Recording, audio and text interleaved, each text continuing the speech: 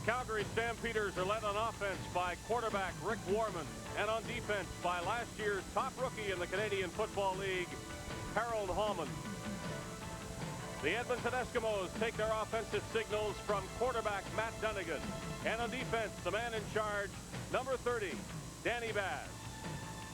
Today at Commonwealth Stadium in Edmonton, the Stampeders and the Eskimos come together for the third time this season in the Western Division semifinal on the Canadian Football Network.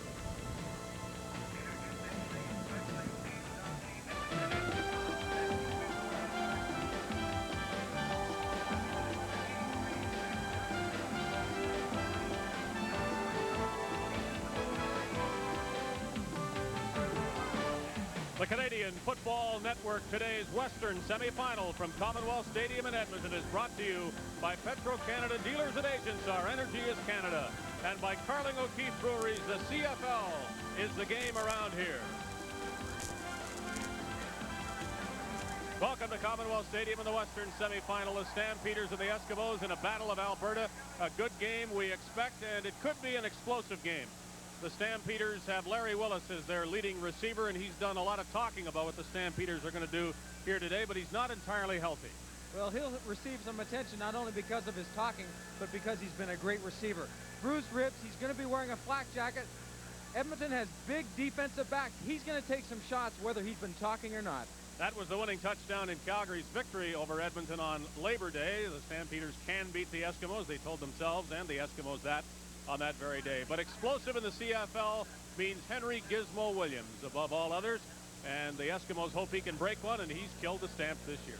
Well, they want him to break one, and they're going to do everything they possibly can to get him the ball. On punt returns, if they don't kick the ball to him, they'll make sure he gets the ball in a reverse.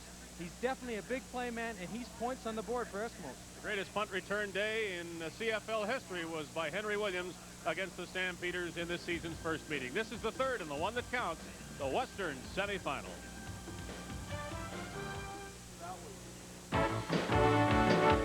The Calgary offense is directed by 24-year-old quarterback Rick Warman from Eastern Washington University. He hands the ball to Gary Allen and Tim Petros. The strong side of the receiving corps, Colbert and Willis. Newcomer Jerry Gordon makes the other side a bit better, and there's a look at the offensive lineman who must protect Rick Warman. And they must deal with, on the other side of the ball, the front four of the Eskimos. The sack man, Stuart Hill, is the man to watch there. In the middle of the linebacking corps is Danny Bass. And in the secondary, the Eskimos feature the Western Rookie of the Year on the left corner, Stanley Blair. When the Eskimos have the ball, Matt Dunnigan from Louisiana Tech, 26 years old, calls the signals. Chris Skinner and Milson Jones, just two of the running backs the Eskimos can use. Brian Kelly, the all-time leading receiver in CFL history. Hector Pache and Trevor Bowles anchor the offensive line for the Eskimos. Trying to stop Edmonton when it has the ball, the Calgary defense. Harold Hallman, last year's top rookie in the CFL, and the key man on defense for the Stampeders. Bernie Morrison, the leading Calgary tackler. And in the secondary for the Stampeders, Chris Major returns. He's in one corner. Ron Hopkins on the other.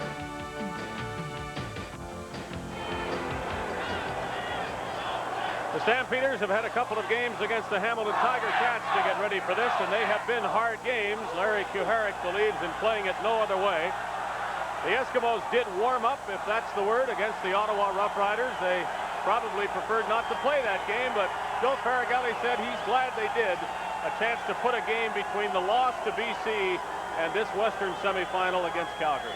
It also gave him a chance to play some younger players that haven't had that much experience this year. That will help them going into this game. The Western semifinal will start with Jerry Carrick's kickoff, and he very definitely aims it to the left side of the field. Hopkins has to fall on it. No return, so maybe a bit of opening game jitters for the Stampeders. Well, he's going to look up for that football, but he's also, remember, the sun's just going over the edge of the stadium. That could have bothered him, and thus fumbling it.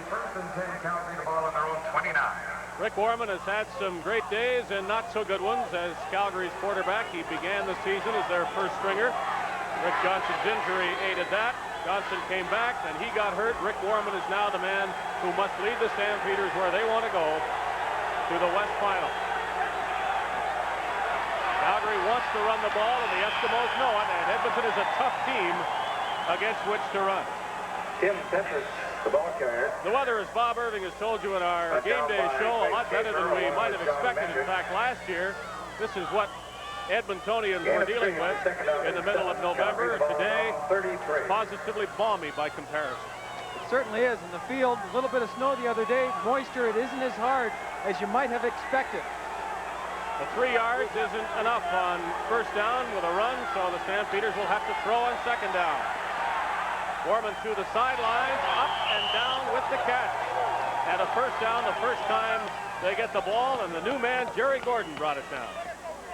Well, Jerry Gordon, the all-time leading receiver at Grambling, asked Don Southern about him. He says he's very quick, very darty, and can run good patterns, a good all-around athlete. As you can see there, he goes up, takes the ball down, and brings it to his body to protect it in front of Steve Benjamin. Benjamin was right there, but the pass was perfect, and Gordon made a good catch. Ball at the 46. Stampeders with a first down the first time they get the ball. And they continue to run on first down with Tim Petrus. Petros has had a great deal of success running the football. The offensive line has been in and out as far as healthy. Tom Spolatini is back in the lineup after a sprained ankle, missed 4 or 5 games. They're now a solid unit. They've got to establish the running game, something no one has been able to do on this Eskimo defense this year. From the 53, almost 4 yards needed for a first down. And the Stampeders will not get it. Seemed to be a little bit of trouble with the handoff, and there was no room to run after that. Up by Danny Bass along with Stu Hill. Larry Kuharek said he couldn't have asked for any more from his players. He knows what playoff football is all about. He's been in lots of games, college and pro, and he said his players have responded this week. They are ready to play some football. Glenn Harper punts to Henry Gizmo Williams, the only man back for the Eskimos. Harper's punting average, the best in the league, but 42.8 might be the lowest best in the league that the CFL has seen for many, many years. And the Eskimos have 11 men up. And they do take a shot at blocking, and Harper is down, and a flag is down as well. The Stampeders are going to keep the ball as Edmonton came close to blocking it, too close, because Brian Warren hit Glenn Harper. Well, that 11 men can sometimes tell you they're going to come after it. The Eskimos most of this year have been sending 2 back, 10 up front, but they said, Doug Sams, the special teams coach, they're going to mix it up today.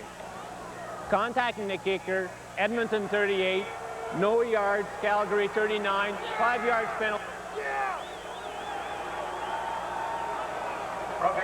This is what keeps the drive alive for the Calgary Stampeders.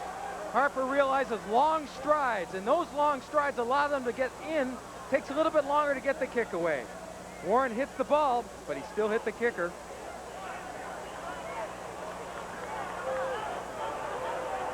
There was a no-yards penalty against Calgary as the play continued. And you heard referee Jacques Descaries explain both ends of the penalty. However, the contacting the kicker does take precedence, so Calgary can keep the football. The question I have to ask you, Dave, is that if you get through and block or touch the ball, you can touch the kicker, can you not? But I think we have to assume he didn't touch the ball. Its flight was certainly not affected.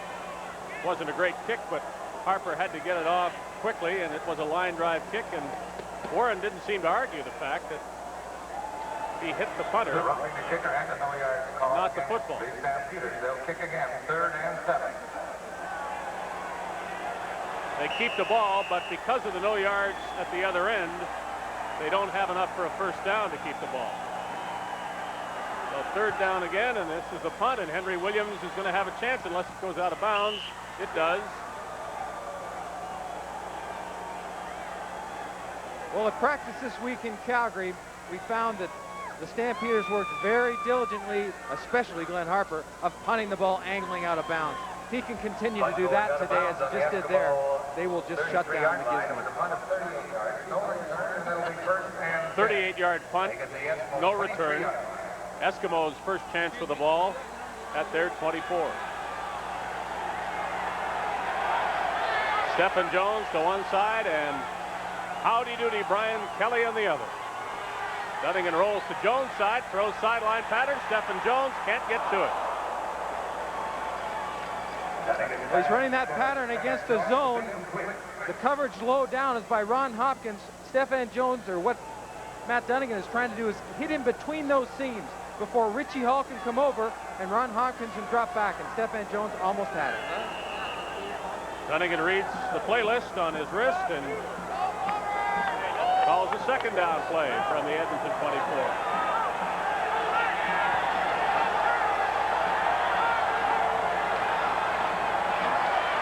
This time over the middle, intending it for Rick House. It was over his head.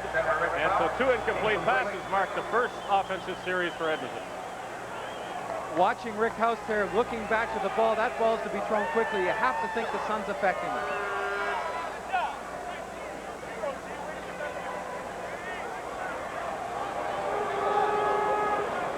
Gary Carrick has had his ups and downs since joining the Edmonton Eskimos. Punting average of 38.6. Stampeders have 10 men up, and don't rush all of them. Carrick's punt hanging in the air for Gary Allen, straight up the middle. Rod Conop, the Edmonton center, made the tackle. There is no score early in the first quarter. Next Sunday we'll be in Winnipeg for the Eastern Final, and so will the Toronto Argonauts. 29-13 winners over the Hamilton Tiger Cats today. Tell you more about that game later. Right now, Calgary's second turn with the ball from their 52-yard line. A fake this time. Warman looking deep. Throws a pass that is incomplete. The coverage excellent by Danny Bass, the middle linebacker, on Jake Christensen, the left slot back.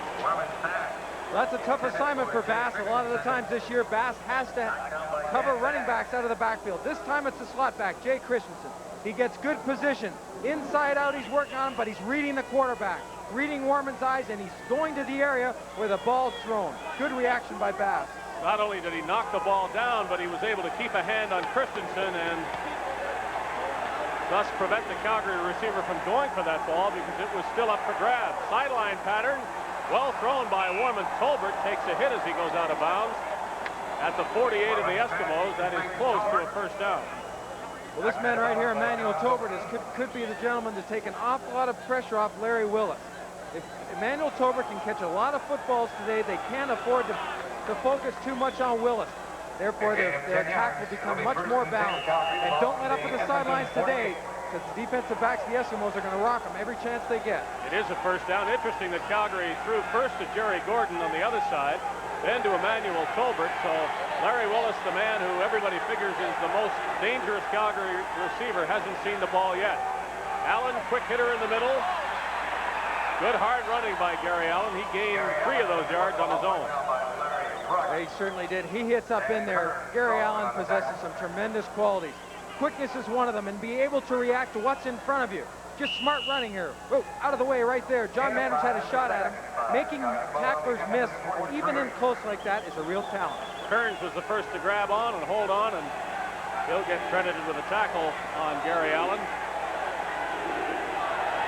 Gain of 5. Second down 5 as the Stampeders try to move the ball deeper into Edmonton territory. Quick sprint by Warman. Flags all over the place. The pass is no good. Warman's pass is incomplete. There are flags. That might be a clipping call. Holding Calgary 57. I was watching Danny Bass blitz on that play. Looks like he got through, and I thought he was clipped from behind. Bob Poley through that center gap. See Danny Bass moving to the right. He's going to try to beat Poley to that spot. Right there. That's just a good, clean tackle. Good one, not clean, though. They bring it back.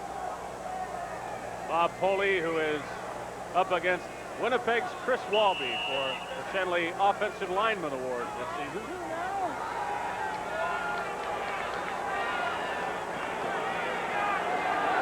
So second down is repeated, and 15 yards are necessary for a Calgary first down.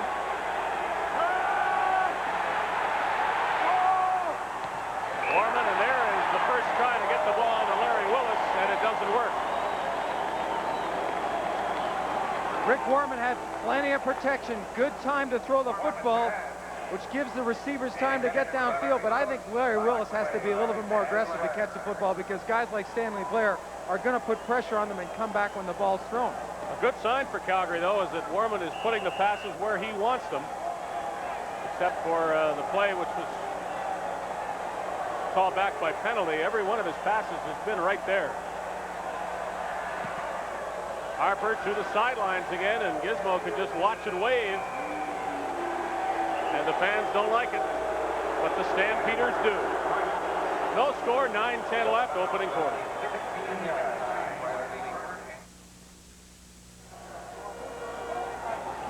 If there could be an advantage in a scoreless game, it belongs to Calgary, simply because the Stampeders have made some yards and the Eskimos haven't, and so field position has belonged to Calgary. The Eskimos back up to their 16-yard line. Dunnigan threw 2 incompletions the first time the Eskimos had the ball. This one is caught, but the gain is negligible as they throw it to Chris Skinner coming out of the backfield. Joe Farragelli told us this morning that he was going to try to get his running backs into the game. Lamont Jeffers reacts very well to this play. He realizes Chris Skinner on the left turns, checks no linebacker coming. It would have been Jeffers if he had blitzed. Comes up and forces the play and disrupts Bill Stevenson. Thus the pursuit gets him.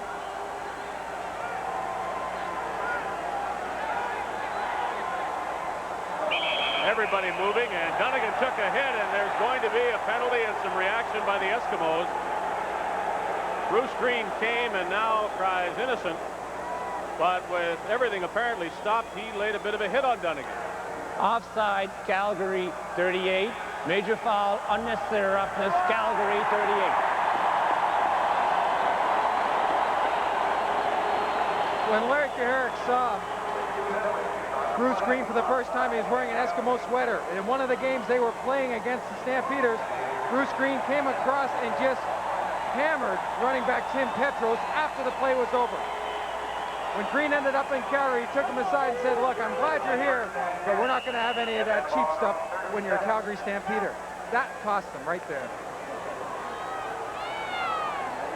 By themselves, the Eskimos still haven't moved the ball 1 yard forward, but the official just did it for them. And now here's a gain for Edmonton, and a pretty good one as Skinner takes Dunnigan's hand off and goes outside the 50-yard line.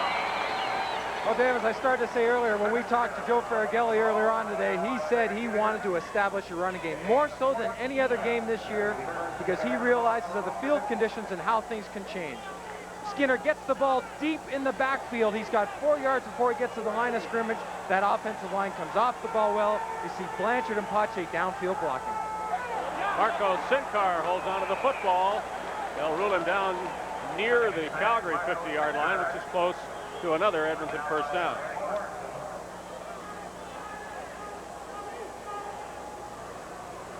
See the look on Sincar's face, almost like he wished if the ball had been thrown a little bit more ahead, he wouldn't have to come back. Almost seemed like he stretched his leg a little bit there going down on that turf. Second down, the short yardage team is in for the Eskimos. Calgary's 51-yard line. 3 backs behind Dunnigan. Jones is the one who gets it, and he still runs. Wilson Jones, one man to beat. That one man, Richie Hall, brings him down, but not until Wilson Jones had gone past the 30-yard line. Short yardage, it is so important, and we've said this before, you've got to win that initial battle up front. If the offensive lineman can give the running back a seam, there's room. And look at that, great power on the left side. Stevenson and Pache, but just a good forward lean by Milson Jones, and he never stops moving his legs. Good block to his left by Blake Marshall, and that's his strength when he comes in those situations. Dunnigan goes downfield, downtown, end zone. Touchdown for Ryan Kelly.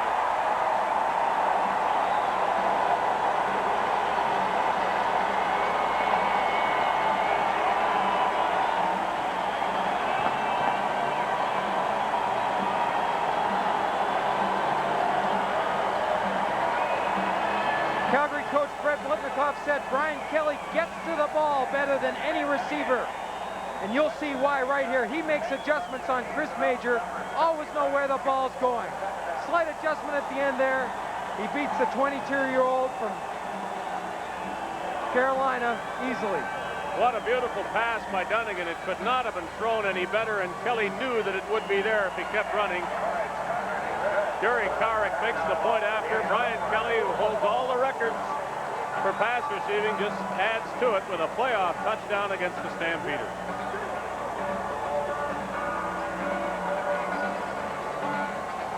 Carrick said before the game they were going to ask their corners, Ron Hopkins and Chris Major, to be more physical on the Edmonton wide receiver. Try to get the situation so that when Matt Dunnigan looks at the receivers, they're not open, or if they are open, there has to be a perfect pass thrown. Well, I'd say that was a perfect pass and a perfect catch. And Dunnigan's not the least bit afraid to throw it, realizing Kelly's on the other end of it. Had he been better covered, it still could have been caught, and there was very little chance that that pass was going to be intercepted.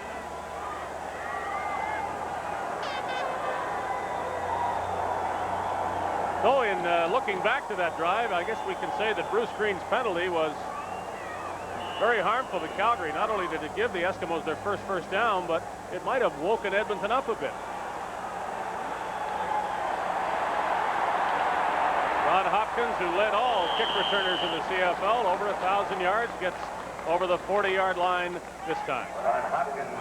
We, of course, will have a Canada Lease MVP after today's game. And our last game on CFN, the Canada Lease MVP was BC Lions running back Ray Krause. He had a big day as the Lions beat Saskatchewan 34-14 last Sunday in BC Place. Ray Krause, our Canada Lease MVP last Sunday on CFN. We say hello to the Lions players, Larry Donovan and his coaches, and all the Vancouver fans who are watching today, waiting to see who will be heading to BC Place Stadium for the Western Final. Gorman's first down pass is caught by Allen. He is dragged down by Larry Ruck. There's two ways to deal, or for the defense to deal with running backs that are going to come out of the backfield. Drop back and let them come underneath in a zone, or go man. And you'll see Larry Ruck trailing Gary Allen right here. Danny Bass also pursuing. That's the one advantage that these Eskimo linebackers have. Ruck, Schaefer, and Danny Bass are big, but they've also got good speed. Second down, 6 Calgary from the Stampeders 45. Gorman has some time and throws a great catch and a heavy hit on Christensen by Junior Robinson, but he held onto the football for a first down. Well, Junior Robinson has the opportunity to sit back and watch the quarterback. It's like playing baseball. Wait till the balls hit you. Well, here it comes. Now he makes the hit. 51.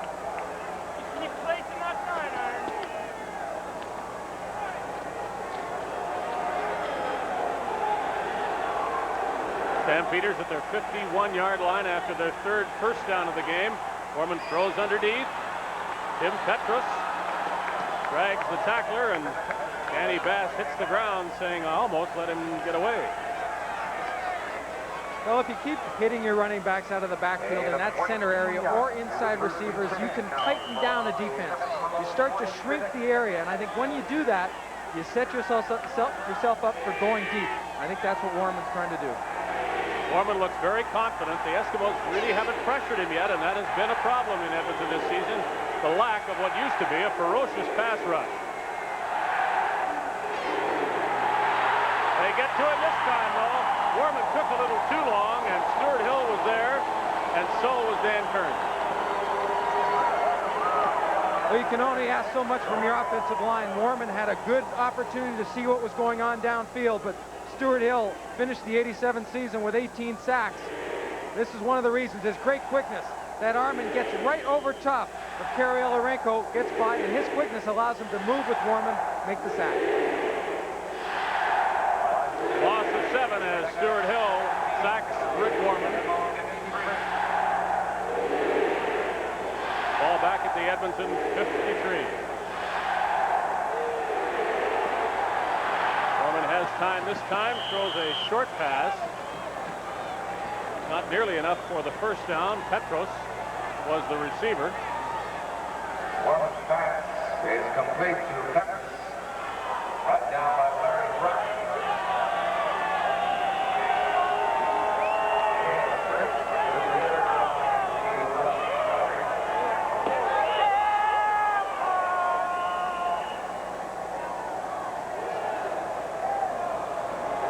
That's Glenn Harper's average today, 37 yards. almost 6 yards below his league-leading regular season punting average. But he's trying to keep the ball away from Williams. He did it the first two, not this time. Henry Williams ducks under 2 tacklers, but one of them gets him. Flag comes down. Bruce Green made the tackle. On the strength of a Brian Kelly touchdown reception, the Eskimos are in front.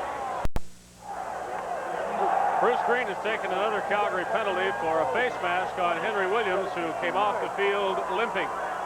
More importantly is the result, but you see Bruce Green's right arm. He goes by, just swings that arm out, but swinging that arm around, and the tackle by Poley has Gizmo coming up limping. Trying to run it off on the sidelines right now as the Eskimos go 1st and 10 from their 29.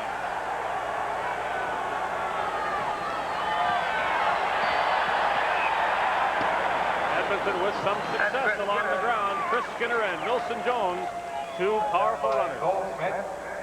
Well, if these guys can get into gear and whether they run out of an I formation, as you see right here, or a split, Milson Jones lead, he brings it right back. Skinner gets the ball and comes up underneath.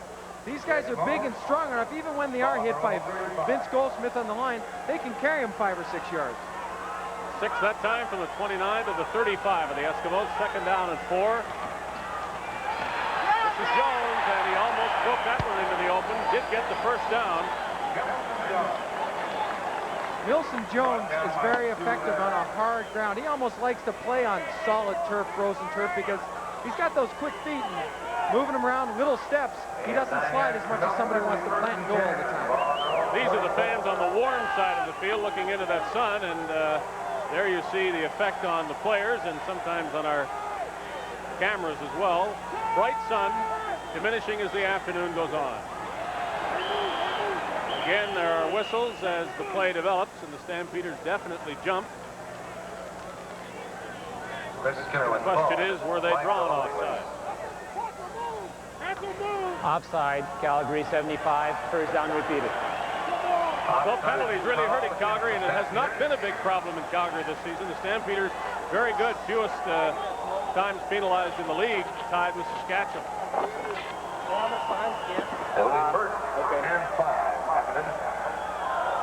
There's the Gizmo receiving attention from athletic therapist Ken Lowe. Extra tape on that right ankle.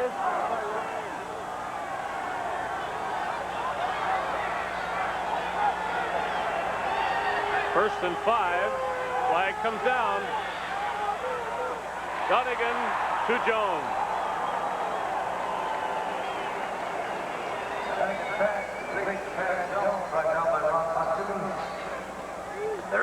Stephen Jones, one of the quiet giants in this Eskimo offense.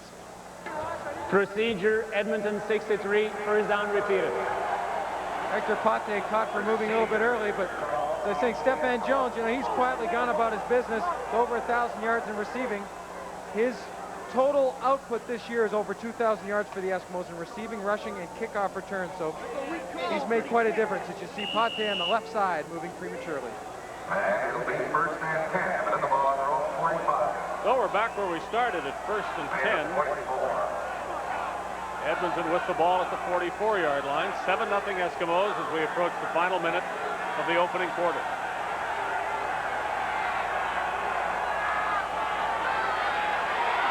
Running it up for Jones. He has got it. It is intercepted. At least the indication is interception. No run back is possible. It looked as though Jones had come down with the ball, and suddenly it's in the arms of Ron Hopkins. Holding, Edmonton 34, decline. Wilson Jones caught holding. There's a sprint out left. Pressure's going to come from the inside. Goldsmith pretends like he's going outside and puts an inside move. You see the arm. Wilson Jones' right arm latching. The pressure right there makes Donegan throw it early, and now you're going to see how Hopkins comes up with the ball. Well, it just came off the shoulder of Jones, and Hopkins grabbed it. Ball wasn't visible for a minute, but Hopkins was the one who came down with it. Gorman, he's going to try to strike back. Incomplete. Willis stopped running for the pass.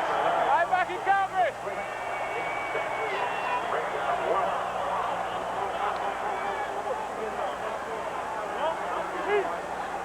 well, 80, but probably another 10.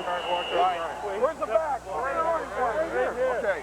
Well, listen, we're going to have to get up a little bit earlier on red and blue. What they're doing is bringing Sam here or Sam here, okay? Yeah. All right, so we've got to do a good job on that. Get up a little bit. No, I understand. I'm just telling you. 2nd and 10, Stampeders from their 21-yard line. The turnover really hasn't hurt the Eskimos because they gained yardage for their defense. They have to try to stop the Stamp short of a first down here, though. Gary Allen reaching for that yardstick, and he's close. That's that little play that Tim Petros has run so effectively this year. Now it's Gary Allen. Inside handoff. He hips up inside, back out. Now it's a foot race to the sidelines. Danny Bassett gets him by the shoelace. It is a Calgary first down to the 31 of the Stampeders. Last play of the opening quarter. They give it on a draw to Gary Allen. He's a dangerous runner. Allen gets 3 or 4 yards to close out the opening quarter. Brian Kelly, 29-yard touchdown pass. Edmonton 7, Calgary nothing. He used to quarterback the Eskimos and now calls the signals for the whole province. Premier Don Getty is here watching Edmonton lead Calgary 7-0. 2nd down and 5. Eskimos jump, flags come down. Warman pitching it long. One hand on it, and then a real hit is taken by Willis, and they call a penalty on Junior Robinson, and Bob Foley is down there to do something about it.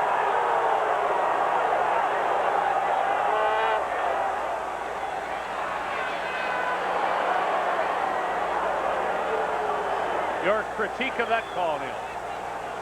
Well, that was a great shot that Junior Robinson laid on Willis. Not really what I asked. No, I know. He kind of gets tangled up going downfield, and he doesn't even reach up. I think those ribs are obviously bothering because he doesn't stretch out for that ball. You see Pat Clayton looking over him, the athletic therapist of the Stamps, but I don't know. It's a close call. Technically, once his hand touches the ball, he is fair game, but the ball was well past him, and it was clearly a free shot that Robinson felt like taking. He decided he could take, and the official said otherwise. Well, maybe that's from what that talking does. He's been in the paper. The articles are hanging up in the dressing room of the Edmonton Eskimos. If they take foolish penalties like that, it'll cost them just like it cost the Stampeders earlier on. I think I have to agree with the call. Robinson clearly said, this is a chance to do what I want to do to Larry Willis. Willis was looking away from the play, in fact, almost ready to turn around and go back and start over again. And pop, in came Robinson. Technically, okay. Officially not. He can be sitting here, the other back here, that's still a strong. Not. Okay. Well, those things have a tendency to catch up with you. Junior Robinson better be keeping his head on a swivel because they'll be taking shots at him downfield, legally, mind you. 46-yard line, Stampeders first down. Warman again with time. He threw it low, and it is incomplete. Ron Howard is there. Some feeling starting to, I wouldn't say creep into the game. It is jumping into the game. Lee Spivey is going to have his hands full when Stuart Hill lines up over him, but you see, good job of Spivey getting his hands out in front of him, just literally controls Hill on that play. Good strength and good power, keeps the separation. Hill can't go by him. 2nd and 10, Stamps at their 46. Warman reaches in, pulls the ball back, throws it, and on the sidelines with the catch is Willis, and he spikes it with meaning and feeling. Now, Stanley Blair's not the guy who hit it, but he's wearing the green uniform. I guess that's all that Willis intends. Oh, that's all he cares about.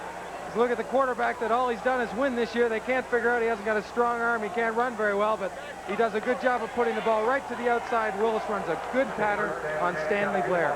Take that, he says. That was a good spike. Had he hit Blair, he might have been penalized. He put it right at his feet. 51-yard line. Flags come down, and apparently too much time against Calgary. Couldn't see any other reason for that flag. Time count violation, Calgary 17, first down repeated. Time count violation against the Stampeders. You've got to get in and out of the huddle. If you want the opportunity to call an audible at the line of scrimmage, you've got to make it brief when you first get into the huddle because you've only got 20 seconds. Well, they're ready now from the 54, Calgary territory. Deep drop for Warman. And away from two Eskimos, got a good block, and threw a pass that is, now they say, not caught by Emmanuel Colbert. And Willis leads the talking in the direction of the official. Well, if that's the type of thing that has to happen to get the emotion into this game for the Calgary Stampeders, so be it. I'm sure Willis would gladly sacrifice that one hit to get everyone so pumped up. Good job of evading Stuart Hill by Warman, and now he just tries to just drop it into Tolbert because Tolbert's got to come back. Looks like he makes the catch, but goes all the way through to the ground. Not often Stuart Hill misses a quarterback with that kind of chance to sack him, but Warman did get away. Second down. 15 to go from the Calgary 54. All he's got is in this one. And just a little bit too far away from Slick Willis. And the war of words continues. Incomplete. Well, Willis gives the point of the finger like congratulating Stanley Blair for the coverage. Willis is to the outside and Blair is stride for stride, turns for the ball, and that arm right there, that might have made the difference. Henry Williams has been worked on, and the gizmo is back to return this punt. He was slightly injured the last time. Nice punt by Harper, makes Williams back up, and he doesn't have much room to that side. He'll try to come to the wide side of the field, and the Stampeders don't allow it. Great punt, good coverage by Calgary.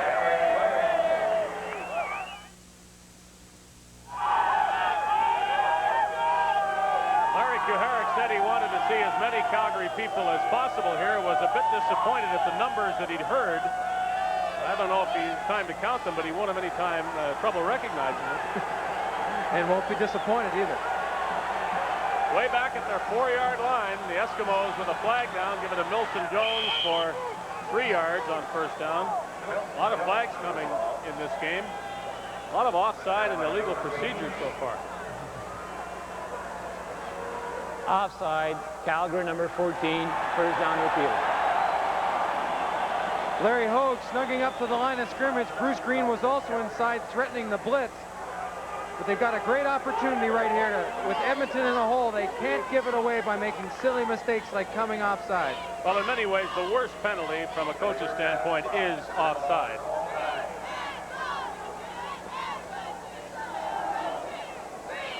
A needless penalty, and right here a damaging one to Calgary. It gives the Eskimos more breathing room, and 1st and 5 from the 9. Jones. Not quite at first down territory, I don't think, but pretty close. Well, Milson Jones had the benefit of taking a rest last week against Ottawa. Big Blake Marshall from the University of Western Ontario played most of the game at fullback with Chris Johnstone. Good chance to take a rest, but he's chomping at the bit to get back at it. He loves playing in these games. They gave him the best possible mark right at the 15-yard line, so it is an Edmonton first down. Again, the Eskimos run. Again, it's Milson Jones for 5 more yards. Well, the offense sets the tempo. If they can come off the ball on a first down play and get 5 or 6 yards, it really puts the quarterback in a good position. Greater number of plays to call. As you see Matt Dunnigan just peering in at that list on his wrist. More variety, and the defense really is back on their heels a little bit more. Let's see if Dunnigan will put it up here. Yes, he's going to throw it. Short pass and almost picked off. Chris Skinner reached in for it, but he never had a chance to catch it. Well, Greg Peterson from the safety spot moves up and takes away what they call a quick pattern, quick look in. Skinner would release inside. Peterson reads it. He's on man with him, comes up and breaks the play up. Now we're going to look at Jerry Cowart trying to kick Edmonton out of a hole. Well, it's a smaller hole than the Stampeders hoped for after they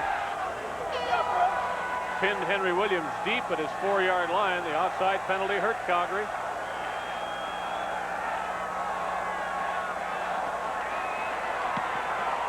Nice punt by Cowrick. Over the shoulder catch by Richie Hall. He stumbles and falls, gets up again, and goes down again at the 43-yard line. And the fans like what Edmonton did with its punt coverage.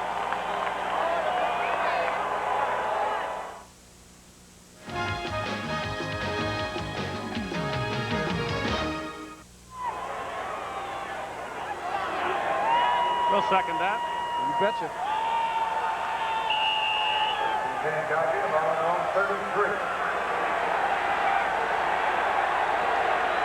Stampeders were penalized again following the last play. They give it to Allen. He tries the wide sweep, now cuts it up underneath and is down at the 40-yard line. Gary Allen with the ball. That's down by Craig Schaefer.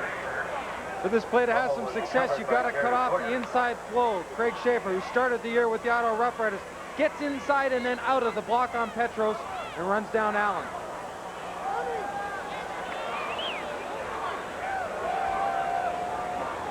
Schaefer from Indiana State, big, tough, and aggressive linebacker. Was with the Eskimos last year. First down was indicated. The Eskimos wanted to see the measurement, and now that they have done that, it is first down, Calgary.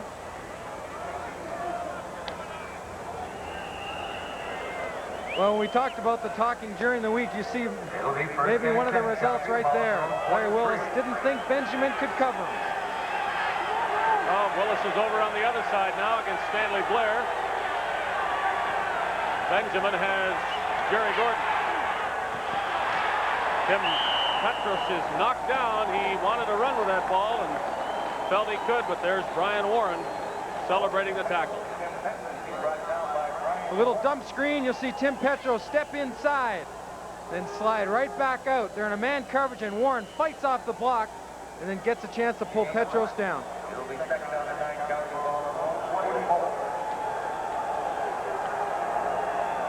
Second and 9 for the Stampeders from their 44.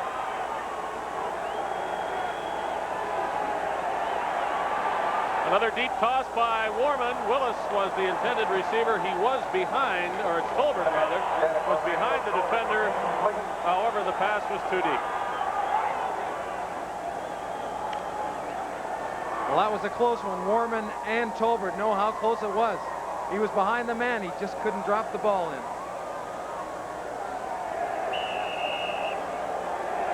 Harper to punt, Williams to return if he has a chance.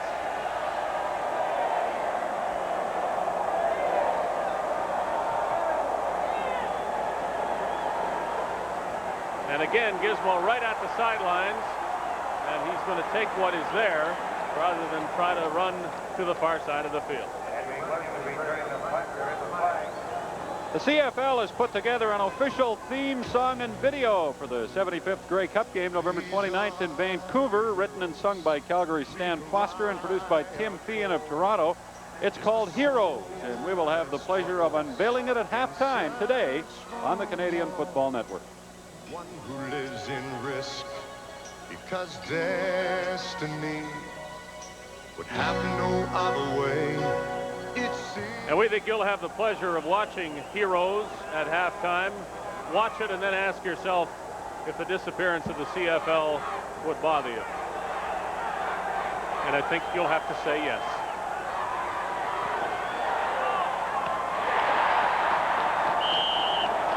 Dunnigan comes out throwing, and he completes the pass.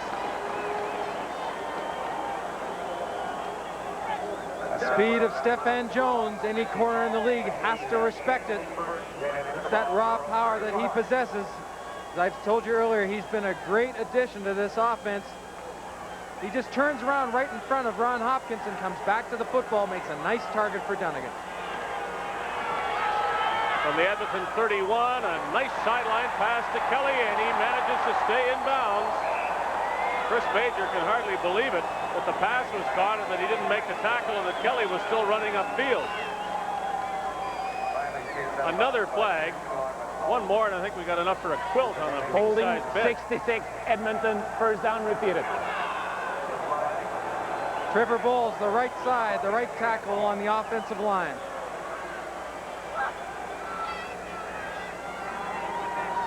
The Eskimos choosing to go with that all-Canadian offensive line with Hector Pate, the left tackle, Bill Stevenson, left guard, Rod Conop, center, Leo Blanchard, left guard, and then Trevor Bowles, the right tackle.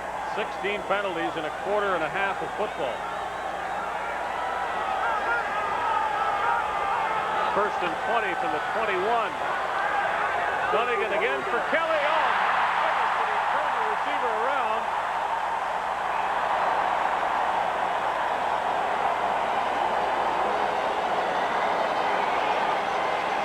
Coming into this game, I thought one of the best things for Chris Major is his age, only 22 years old. Maybe hasn't had enough time to realize how effective Kelly can be. But you better watch what the quarterback's doing and not watch this man, or you're going to be in trouble. And that's why right there. Well, I'll peek over your left shoulder, and then I'll catch it over your right shoulder, and Major just didn't know what was going on. Big gain for the Eskimos into Calgary territory.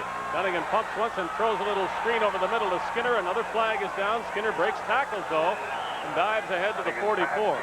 Skinner is complete.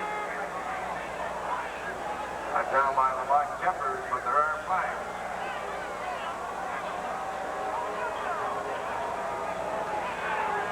Holding Edmonton 67. Holding is called against the Eskimos.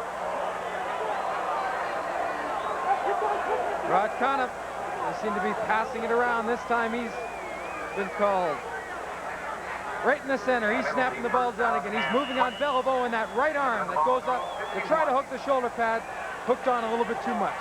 Another penalty. Dave Hodge, Neil Lumsden, Bob Irving, and Jacques DeCarry, your broadcast crew today from Commonwealth Stadium in Edmonton.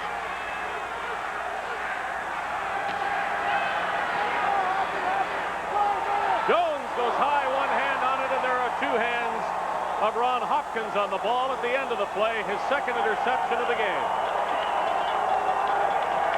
Two interceptions for Calgary, but still no points for the Stampeders.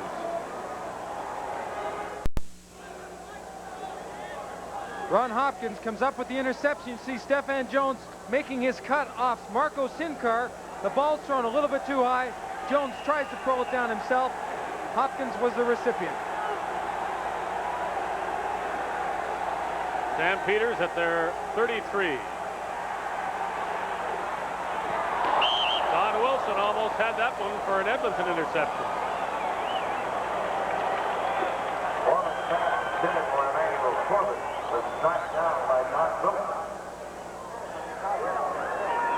Dunnigan in communication with the coaches upstairs, offensive coordinator Steve Goldman.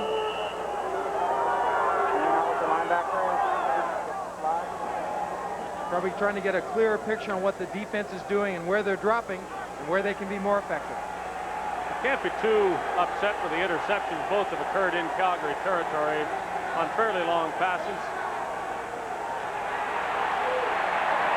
Allen is hit hard.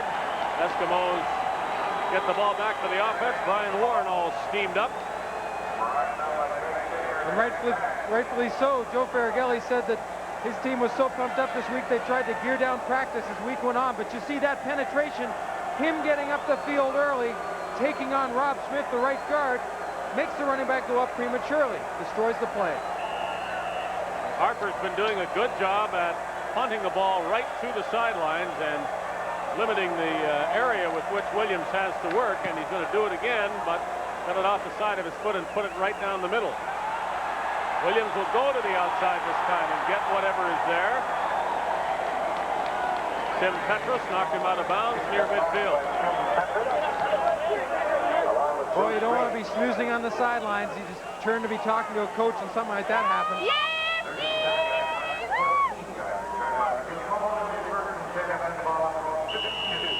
They rule Williams out at the 52 of the Eskimos. 6 minutes remaining in the first half. Edmonton leading 7-0.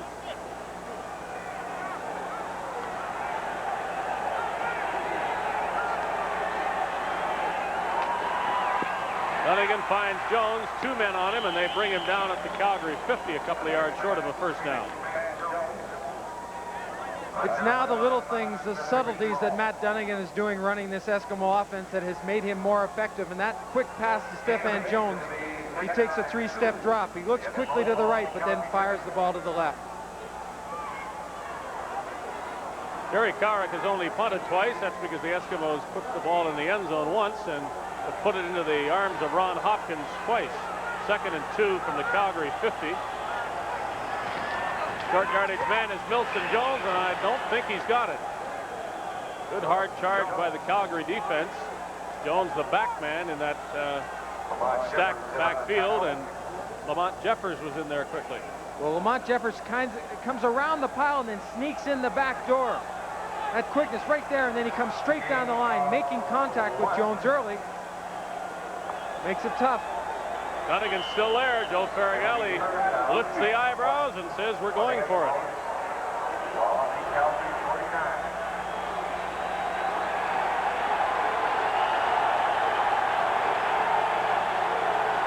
Stuart Hill in there to block. And Jones to carry, and he's got the first down.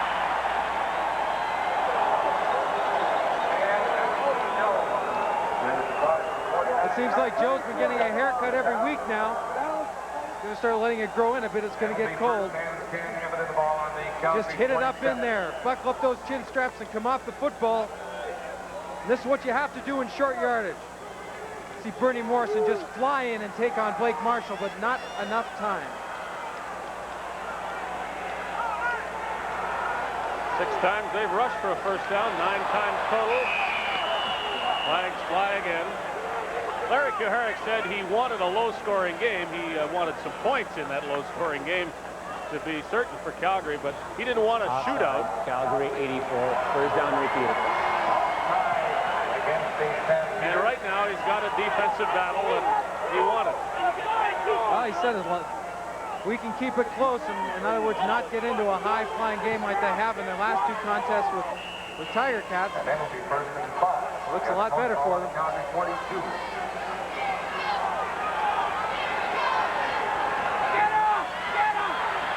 Dunnigan for Kelly, and it is over his outstretched left hand. Ryan Kelly's been doing quite a job on Chris Major, turning him into a private, you might say. Well, that semi-roll by the Eskimos, they send those running backs outside, giving the impression to the Calgary defense that they're going to try to go wide. Milson Jones, Chris Skinner comes outside, then he sets up in that little pocket behind. All the pursuit comes to the outside, lots of time to throw the football. He's ready to, well, he's almost figured he's got a first down. It's 2nd down and 5. They pitch it after faking it. Jones was hit, and a good defensive play. Bernie Morrison, the middle linebacker, couldn't have read that better. That's a new wrinkle to the Eskimo offense. You're right, Morrison did a good job of reading. It's almost like the option. Dunnigan spins around quickly and pops it out. Morrison had an outstanding year leading in tackles, 159 for the Stampeders. This is the 2nd year in a row he's led that defense in tackles. Carrick has made a 50-yard field goal this season. He will try a 48-yarder right now out of Dunnigan's hold. The first field goal attempt by either team. Ball is long enough, and it's good.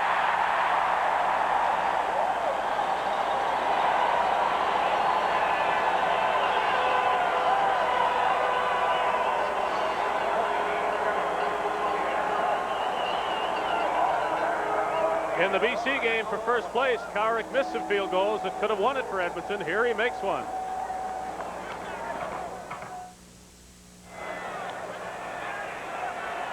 The 48-yard field goal of Jerry Carrick has increased Edmonton's lead to 10 points. 3 minutes left in the first half. Warman spins away and runs the ball. Down he goes at the 45-yard line. He doesn't so much dodge those tacklers as make like a bullfighter. He just finds a way to get them to go past him.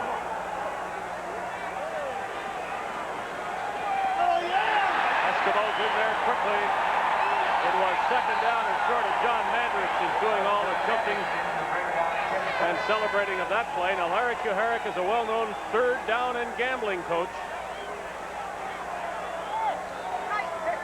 Telling us today he only gambles when he feels like it. I mean, he thinks it's part of the emotion of the game. He wants to go for it.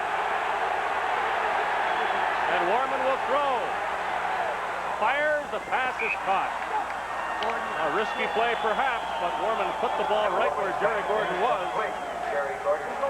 And it's a first down. It was an interesting call. You'd expect a run by one of the backs, but no. Throws to the outside. Gordon positions himself, but more importantly, the ball is thrown nicely to the sidelines where Gordon can come back and make the catch. Worman puts some mustard on that one, and Willis catches it on the far sideline.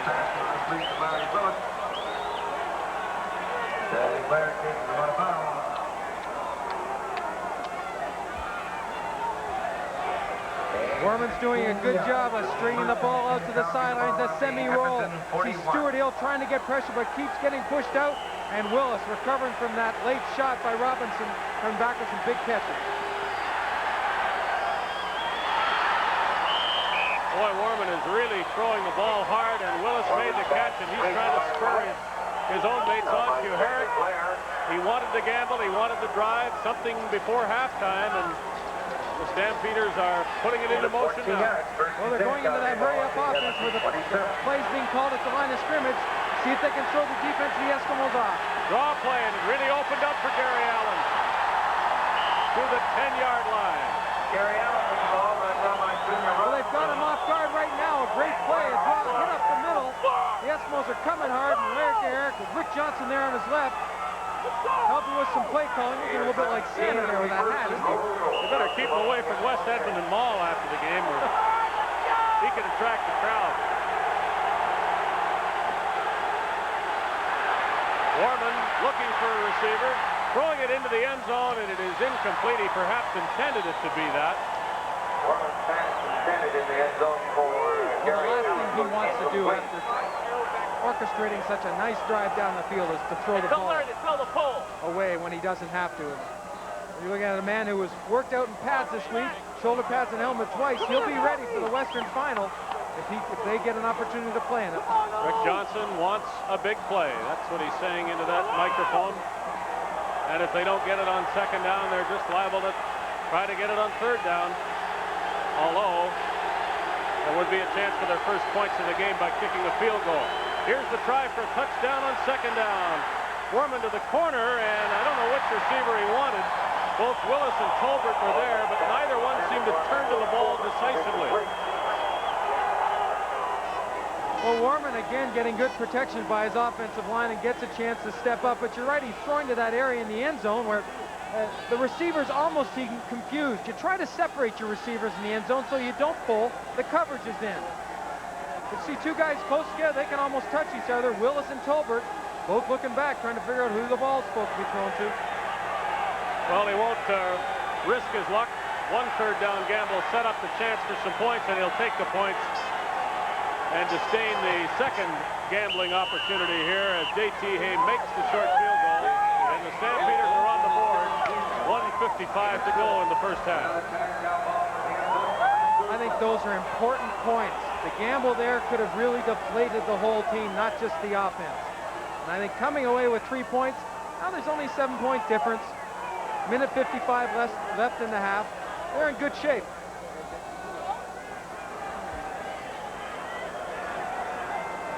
See Coach Tom Higgins talking with J.T. Hay where they want to put the ball, how he wants them to kick it.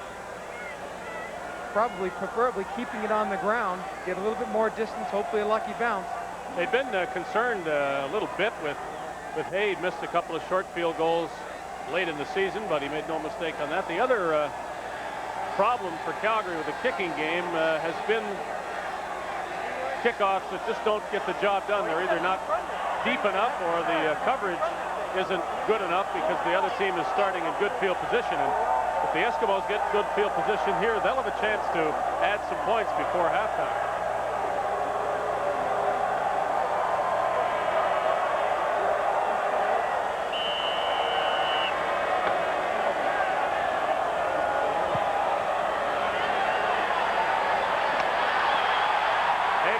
To Henry Williams, and look out if he gets outside.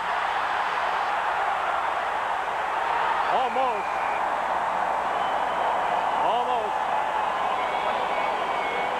Tony Pearson was the man who wouldn't let Henry Williams get around him. Well, Pearson's responsibility is to get to the outside and make the returner come back inside so he can be run down by the pursuit. You can't underestimate Gizmo's ability to get even outside of Pearson, who is in contain.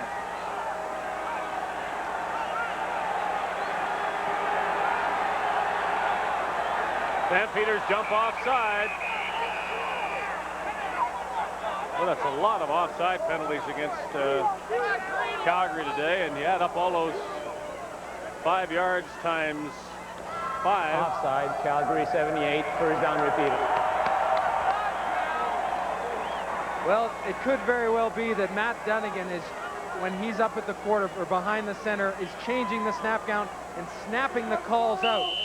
And that kind of change in the voice, the influx, can pull a lineman off. And it is being effective so far. They're just a little too anxious, so they're trying to almost anticipate the count, and I don't think you can do that. Calgary holds its position this time. Dunnigan throws the ball behind the intended receiver, Stephen Jones. There's a flag once again. Hector Patier, left tackle, moved a little bit early. Procedure, Edmonton 63. Procedure is the call against the Eskimos. Been a tough year for Joe Farragelli. He's had to live out of the Westin Hotel here in Edmonton. His wife Lori hasn't been able to be with him all the time. She's back and forth from Montreal to Edmonton. In his 37 years, he says this has been his toughest. He hasn't had to live at the Westin though through the rodeo time that we experienced last night. That's a little tough to do. He wouldn't live at the Westin long that way.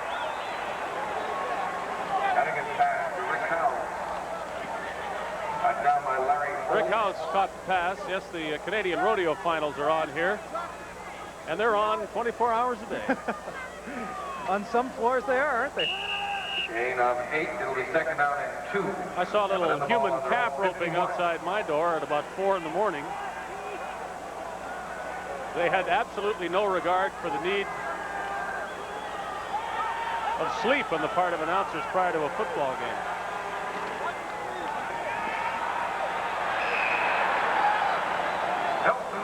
Eskimos run to another first down by Milson Jones near midfield, so it's in Joe Farragelli's mind to try to add to the 10-3 lead in the final minute, which is 13 seconds away.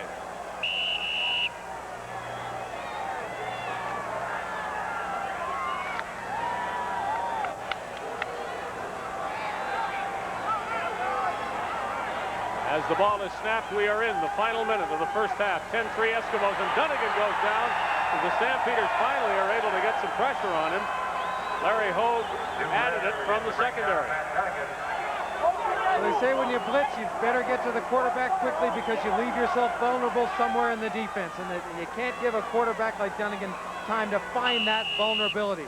Here you go, Bernie Morrison coming up the middle. Stu Laird gets the first hit, but the halfback, Larry Hogue, from the outside also gets in on the sack. Well, at 2nd and 20, the Eskimos suddenly finding themselves back at their 44. Dunnigan throws it deep, and Jones turns around and can't catch it. He was out of bounds had he been able to hold on. So third down, and now maybe Calgary can use the final half minute to good advantage offensively. When a quarterback starts to, or is pressured out of the pocket, the receivers have to make an adjustment. And Stephen Jones will run his route, then get the feeling or see what's going on. Pushed to the outside by Hopkins. Now we've got to try to get open. Stephen Jones goes down the sidelines, tries to get open for Dunnigan, but Hall comes over, makes the play.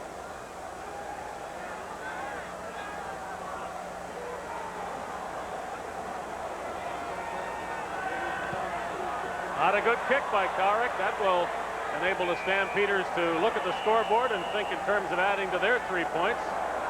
Stephen Jones getting his breath on the sideline. Not a good time for a poor kick by Cowrick.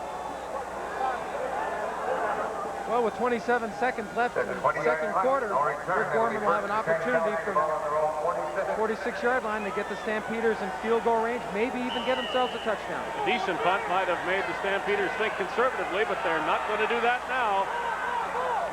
Good coverage on the sidelines, and the pass is incomplete right below us. Jerry Gordon with Steve Benjamin sticking to him like glue. Jerry Gordon was incomplete.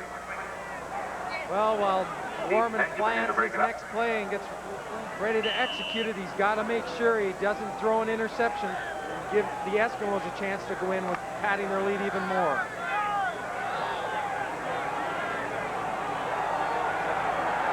He's got Willis and Tolbert to his right. That's where he's throwing it to Larry Willis for a big first down with 14 seconds left. J.T. Hay getting ready if he's needed. Stampeders will have one, maybe two more plays, and then might try the field goal. They have to get to the ball fast. Gain of 21 yards. John Mandrick's taking his time. Little shot to his opposite number as he went by. Warman throws to the sideline. Great pass. Perfect pass to Willis. He caught it and he went out of bounds to stop the clock with 7 seconds left. And now the question is, do you kick the field goal right away or try it one more time? I think you go one more time. We're looking at Larry Willis, who's showing a great deal of guts today. Torn rib cartilage when he goes coming into this game. They could take a timeout. Warman seemed a little uncertain as he came to the ball. They'll try to make it an easier field goal for Hay, and they don't. It is incomplete. Colbert out of bounds. The peak on Kuharic's toque wilts a bit as he wanted that catch, but Hay might be able to make it anyway. That's what the Stampeders are hoping. I guess they're thinking he will make it anyway. Well, J.T. Hay this year between the 30 and 39-yard line was 11 of 18. Strange enough, between the 40 and 49, he was 12 for 14, but he seems to be more effective the further you push him back. 36-yard attempt by J.T. Hay is good. J.T. Hay's field goal from the 36-yard line is good. Another touchdown ball to the end zone. So the Eskimos had a 10-0 lead, but the lead they take to the dressing room is 10-6.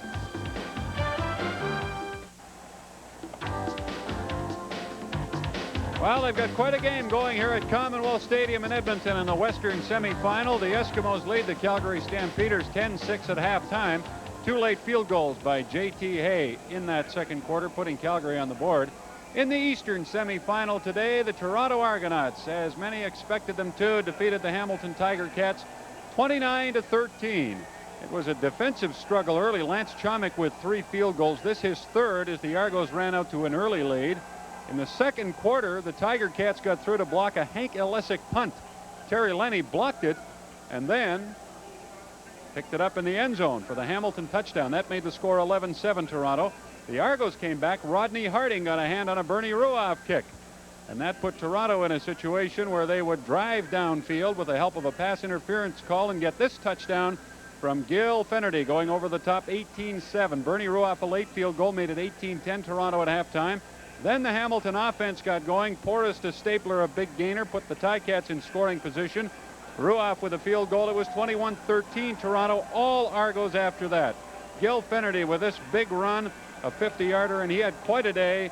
This set up the 6th field goal of the game for Lance Chomick, which he put through, and that tied a playoff record. Chomick with 6 field goals for the second week in a row. That sealed the Argo victory. The Argos win the Eastern semifinal 29-13 over the Hamilton Ticats.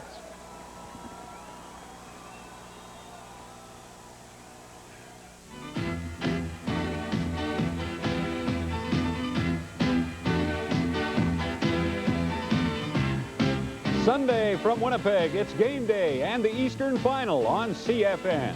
Head coach Bob Obilovich leads his young and aggressive Toronto Argonauts into Winnipeg Stadium against rookie head coach Mike Riley and the Winnipeg Blue Bombers. These clubs developed a bitter rivalry in the final 2 games of the regular season, producing some of the hardest-hitting action in the CFL this year. And round 3 of this battle doesn't figure to be any different. Our coverage begins with game day at 1 Eastern Time, kickoff at 1:30, Toronto at Winnipeg in the Eastern Final Sunday on CFN.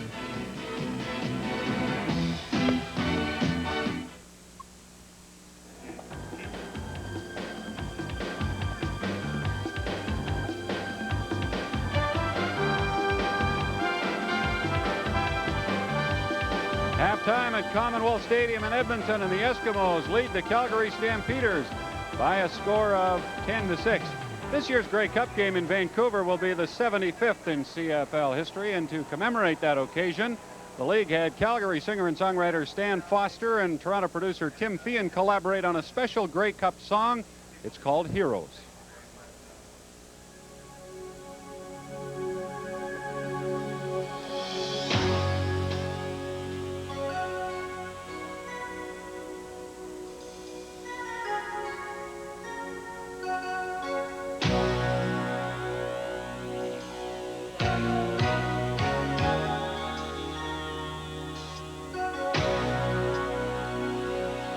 These are the heroes we cry out for. It's the soul that struggles in search for more, and one who lives in risk because destiny would have no other way, it seems.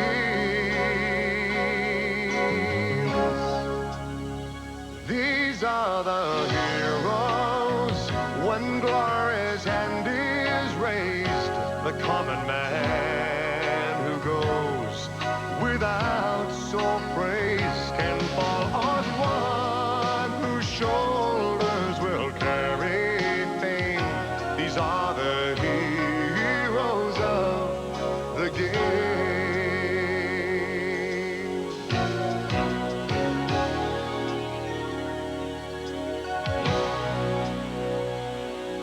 In search for answers to questions of why, all these heroes' hearts will never die. So if pendant pulled, their heads point to the sky. The pain they feel is all inside.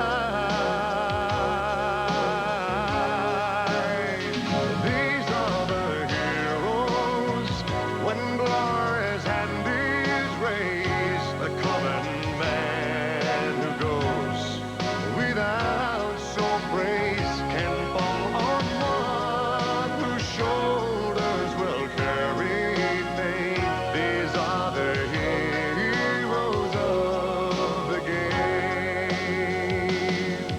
When rain falls down on common ground and there goes one step away,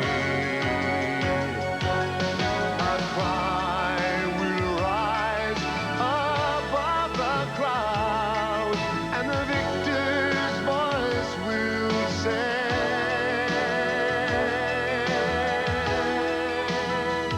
these are the heroes when glory's hand is raised, the common man who goes without sole praise can fall on one whose shoulders will carry fame. These are the heroes of the game.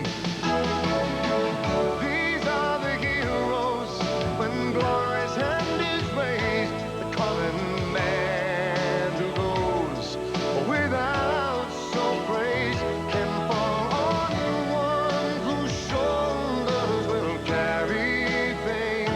These are the heroes of the game. These are the heroes of the game.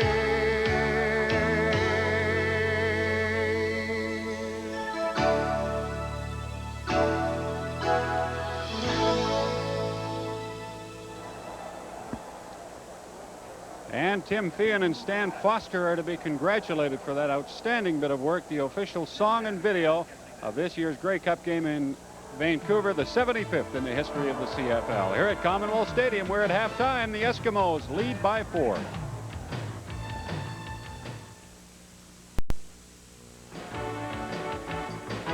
A 4-point lead for the Edmonton Eskimos in the Western semifinal at halftime at Commonwealth Stadium. Only one score in the opening quarter. That was a Matt Dunnigan to Brian Kelly touchdown pass, partially set up by a rough play penalty against Bruce Green of the Stampeders. Jerry Cowrick kicked a 48-yard field goal to make it 10-0 Edmonton in the second quarter. The Stampeders struck for 2 late field goals by J.T. Hay, the first from 17 and the second from 36 yards. 10-6 Edmonton at halftime. Now Dave Hodge and Neil Lumsden for their thoughts on the first half. Well, the Stampeders have done a pretty good job of holding down the most potent offense in the Canadian Football League. Ron Hopkins especially doing okay against Stephen Jones with 2 interceptions. The same can't be said for Chris Major on Brian Kelly. Well, they're going to have to try to help each other out in situations like this. Stephen Jones does receive double coverage. Hall's coming over late. Ron Hopkins is in good position and snaps his head around in time and really makes a great catch, because I don't think he was expecting the ball to come in that tight. But Chris Major's got his hands full. You look at Brian Kelly. I don't think you can play Kelly like this. He's going to have help. Major is over top like we saw in the last play, because you can't look at a guy in his face and expect to understand and know when the ball's coming in. Kelly, if that happens to Kelly Moore, he's just going to eat people up. Well, he did for the only touchdown of the first half, as the Edmonton Eskimos scored it for a 7-0 lead. Now their lead is 4 points, 10-6. The Stampeders actually have more net yardage than the Eskimos, and the Stampeders didn't score until their last 2 possessions when they got 2 field goals. As far as the Eskimos are concerned, a little bit of punting and field goaling, and those 2 interceptions thrown by Dunnigan picked off by Ron Hopkins. 10-6 Eskimos after 2 quarters of play.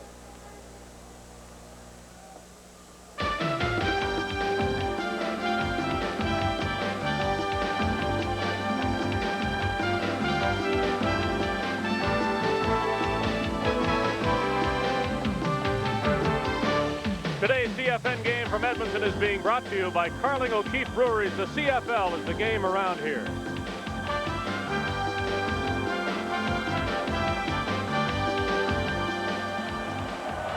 Larry Kuharit's Calgary Stampeders will open the second half by kicking off to Joe Farragalley's Edmonton Eskimos. Interesting to find out what kind of adjustments. I'm sure they're subtle and be tough to pick out. Both the Eskimos and the Stampeders have made, especially when the Stampeders were just starting to move the football at the end of the half. They invite the Gizmo to return the kickoff, and he does to the 47, 48-yard line. What would make them kick it to Williams? Very definitely, and away from Stephen Jones. Well, it's not a bargain either way to kick to Stephen Jones. He had almost 1,000 yards returning the football this year, but you know, you'd want to keep it away from both of them. I'd squib it down the middle. They have great field position at the 47. Dunnigan, 500 pass completion percentage, 7 of 14 in the opening half. He comes up throwing this time. It's Rick House. House is near a first down. There you see that great communication. Rick House to be able to come outside, be able to read what the defense is doing. No one challenges him immediately, and Matt Dunnigan just gets the ball in his hand and he gets it out to him. They see that play, they'll execute it. They're going to have to get tighter on House. Gain of 9 yards. It'll be second down and 1. Second and 1 yard, and the Eskimos bring in the beef. Or the Elephants, as they're called.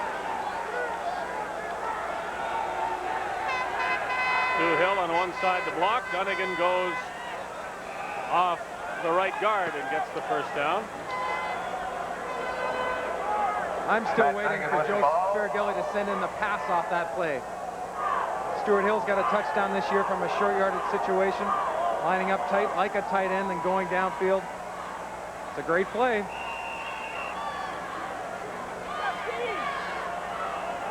They will measure for the first down. Though I didn't think there was much doubt that Dunnigan had it made.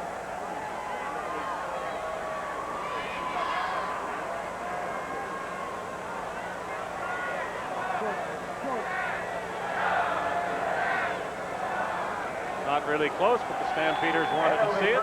10. Eskimos ball on the Calgary 52.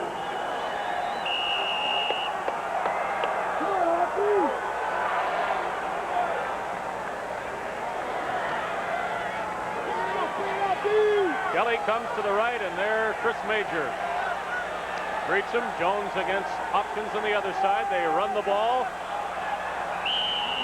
Milson Jones. The Eskimos have mixed the run and the pass very well today. Probably better than they have all year. But again, you know, Farragelli said they were going to come out and try to run the football. It sets up your pass. Skinner, slight motion, hitting up in there. Inside Stu Laird just breaks the tackle to Bernie Morrison. Nothing fancy about these plays. Just hit up in there and keep the helmet and shoulder pads low. You're going to make yardage. Yep, 5 yards at first down is good. It puts the defense back at its heels a bit. 2nd and 5, you can do a lot of things. They run again, and Skinner sees opening to the outside, and he still runs. Chris Skinner looked for the end zone, thought he might make it, and it took a good play to bring him down.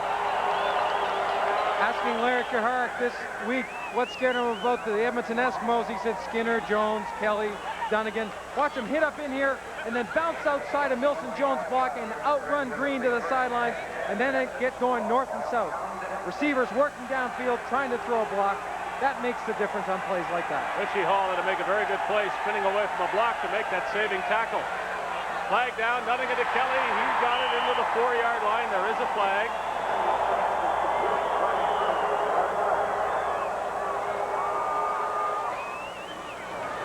Procedure, Edmonton 63, first down repeated. Well, Hector Pate in that left tackle position, he's partially or almost totally deaf in his left ear, and if there's a great deal of noise, as you see Bill Stevenson and Hector Pate looking up on the scoreboard clock where they see the replay, he's stepping back a little bit early. He might have a hard time hearing the count.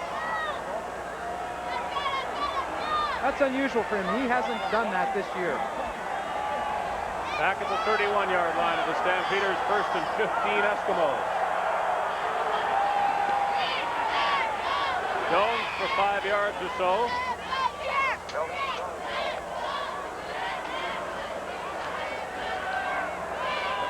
It's that good mix that made the Eskimos look effective, or when they were effective in the first half. They come right out at the beginning of the 3rd quarter doing exactly the same things. That ball control type of offense, they're so effective. Here's Dunnigan on 2nd and 10. Pass was thrown. Stampeders go to the ball, but very definitely an incompletion. Dunnigan's pass incomplete. See, Harold Hallman, an important part of that defensive line. He's one of the people that stated this week if they're going to be effective against Matt Dunnigan, they have to rush in their lanes. They can't be wide open. They have to remain in their responsibilities and keep them in focus, and that's what Steve Vince Goldsmith does. No place for Dunnigan to go up the middle, so he just folds in from the outside. Tarek made a 48-yard field goal earlier. This one from 34 yards out, and field goals might well wind up deciding this game. Tarek is 2 for 2, as is J.T. Hayes, so there's no advantage yet in the field goal department. On the scoreboard, the advantage is Edmonton.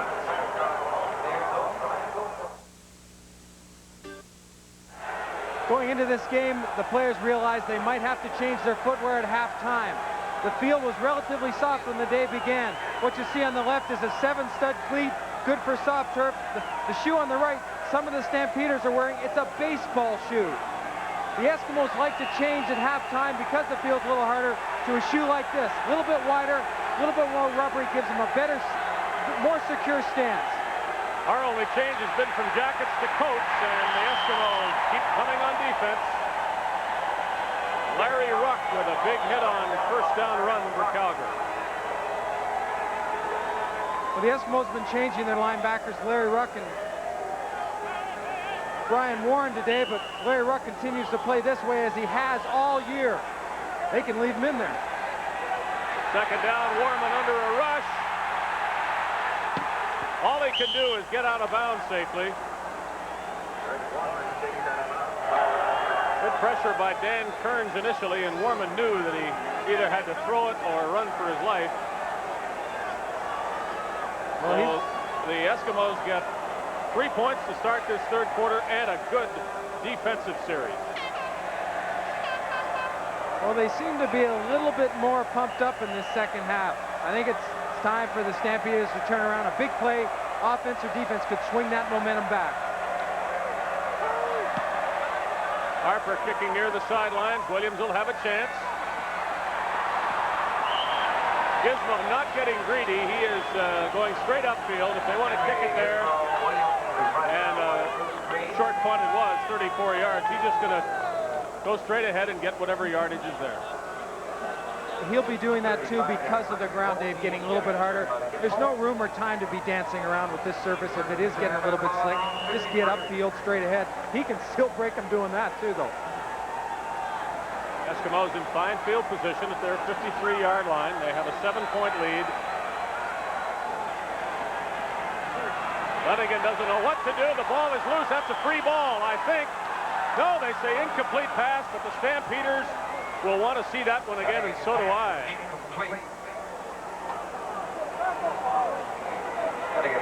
Well, from a quick look, I'd say Coach Gehark has a good reason to get upset, and so do the rest of the players. Matt Dunnigan reloads, puts the ball up. He wants to throw it in there quickly. It's still up in the air. That ball comes out before the arm is going forward. That's a free ball. Should have been a fumble, and it would have been Calgary ball. Instead, it's second down, Edmonton.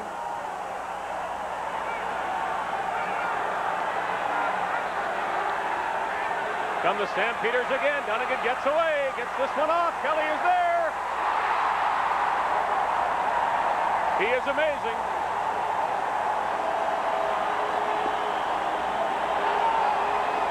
Well, they say if you get a break, you better take advantage of it, and that's exactly what Dunnigan and Kelly have done. Now, Dunnigan makes a great effort. He semi-rolls. He can't get to the outside and just loops it up.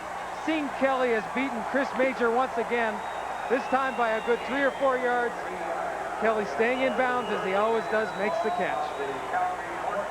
Several receivers caught more passes this year than Brian Kelly, but nobody caught passes for more yardage. And the big pass belongs to Brian Kelly and nobody else in this league. He's had big catches today. Dunnigan to the end zone, flag down. Pass batted down by Hopkins, who's doing a great job on Jones. Dunnigan pass back Jones, back down by Ron Hopkins. There is flag.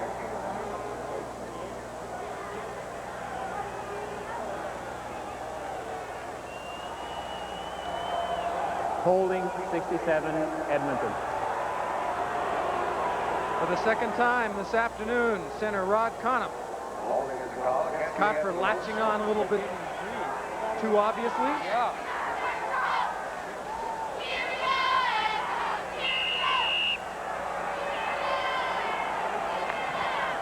Gary Durchik, offensive line coach, said Rod Connop has been the most consistent of the offensive linemen this year. That's saying something because they're all pretty good. He was Edmonton's Shenley nominee for offensive lineman. Dunnigan chased again. Come on! Dunnigan chased out of bounds by 2 letters. When Matt Dunnigan broke into the league, his elusiveness was really the big thing about his play.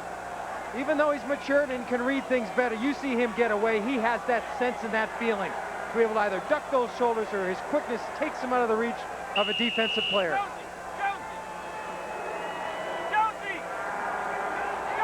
Well, the Eskimos have been going backwards since the big catch by Kelly.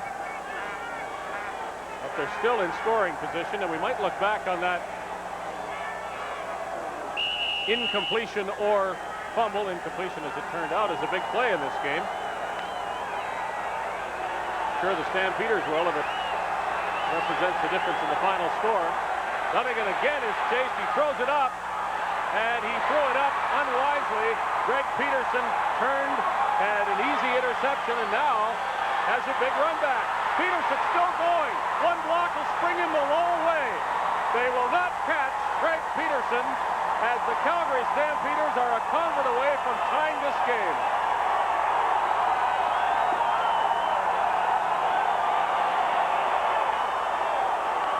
What a tremendous play by the law student from San Diego, Greg Peterson. 106 yards. Matt Dunnigan getting pressure from Harold Hallman immediately. Turns and throws it, and that was his mistake. Even though all receivers are downfield, Peterson turns and reacts to the quarterback. And a super bit of running right here. He steps behind Houghton and let him make a block. He looks like a doggone halfback here. And he's even changing hands of the football away from the tacklers. Well, Great play. There's proof for a quarterback. If you don't know what's happening, hold on to the ball or make sure the other guys can't get it. Never did Matt Dunnigan think that this would have happened, even if he had thrown an interception. But Peterson just kept running and nobody stopped him. And suddenly we're tied up 13-13. Here it is right from the beginning. And you might get a little bit tired watching it, because I know Greg Peterson is. It's that duck allowed him to come off the coverage. Great reaction. And now set it up. Good cut right there, back against the flow.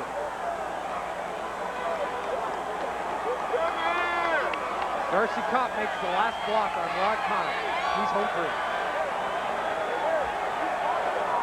Well, these Edmonton fans are getting used to being stunned by developments here at Commonwealth Stadium. The last-minute loss to BC was one thing, and this play took everybody by surprise. There's only one bad thing about a 106-yard interception return for a touchdown. You better get your breath, because you got to get right back on the field again.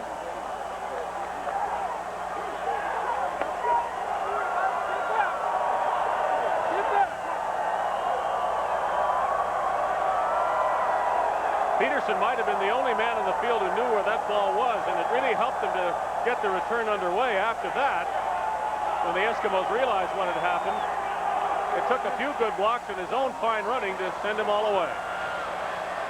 A line drive. Williams on the way back. And they're down under that kick very well. Matt Finley tossing Gizmo Williams around like a rag doll. A kickoff run down by Matt Finley. Well, we'll find out a little bit about Matt Dunnigan right here. They say great quarterbacks 58-yard kickoff. can throw interceptions and come back and keep throwing the football and not let it bother them. As we've said, the first two interceptions really didn't hurt Edmonton. The third one really did. Eskimos at their 40 in a tie game. Third quarter West semifinal. Jones with a catch. Spinning move for a first down at the 50-yard line. Earlier today, the Argos moved into the Eastern Final by beating Hamilton 29-13. Our congratulations to head coach Bob Obilovich and the Argonauts, and to head coach Al Bruno. Boy, it was good to see him on the sidelines for the Hamilton Tiger Cats. The Cats won't repeat as Grey Cup champions. The Argos will go to Winnipeg in a game that a lot of people at Winnipeg Stadium will want to see, and so do we, and we'll be glad to be there. Yeah, I'd say it'd be a pretty good example of a war. Well, the last one was an undeclared war. This time, everybody knows the battle is coming. It'll be second down and left for the Argos to set the ball on their own 49. I don't think the Eskimos mind not getting the first down on that play. They can gain some extra yards this time, maybe even fool around with something. Yes, Dunnigan's going to throw it. Completed pass to Kearns. Well, we spoke about it earlier. We know it's in their offensive plan in short yardage. If it isn't Kearns at one tight end, it's Stuart Hill. And this time they call Kearns. Good fake by Milton Jones. Pulls the coverage in, and there's, well, you almost hate to use the word elephant when you see a guy catch the ball like that. Well, it's a perfect time to try a play like that. If they don't make it, you know they're going to come back on third down and go for it and probably get it. Eskimos trying to grind out some yardage now. Skinner.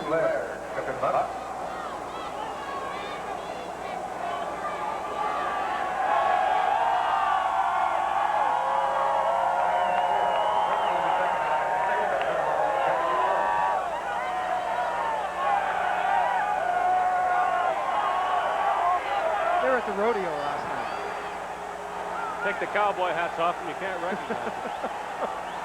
Oh, that pass was almost picked off. Jeffers alertly into the backfield of the Eskimos. He knocked it down, which is good enough, but one more step and he might have been able to catch it and go all the way.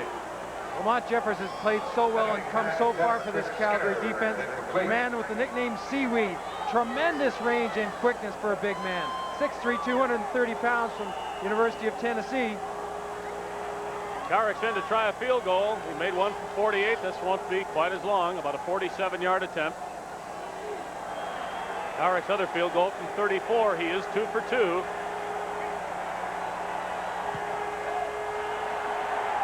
And the perfect record remains. And the Eskimos are back in the lead. Jerry Cowrick 3 for 3. Edmonton leads by 3 points.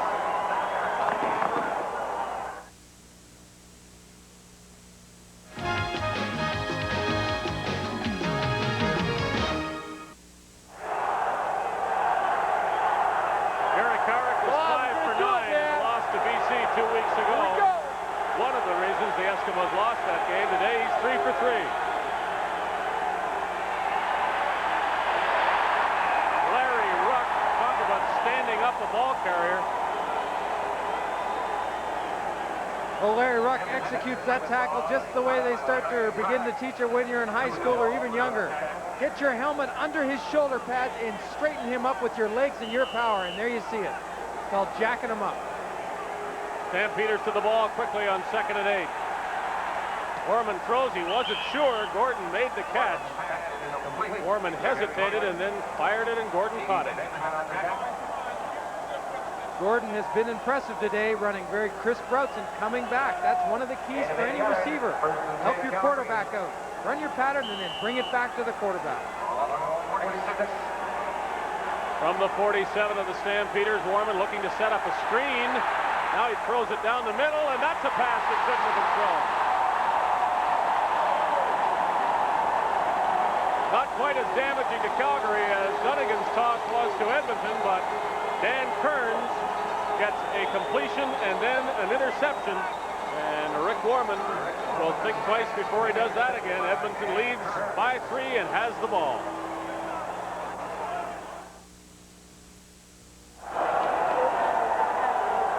Calgary's first turnover wound up in the hands of Dan Kearns. He caught a pass from Matt Dunnigan to help the last Edmonton field goal, and now catches a pass that was thrown by Rick Warman. Tipped and then caught by number 95, Dan Kearns. Eskimos with the ball at the Stampeder 51.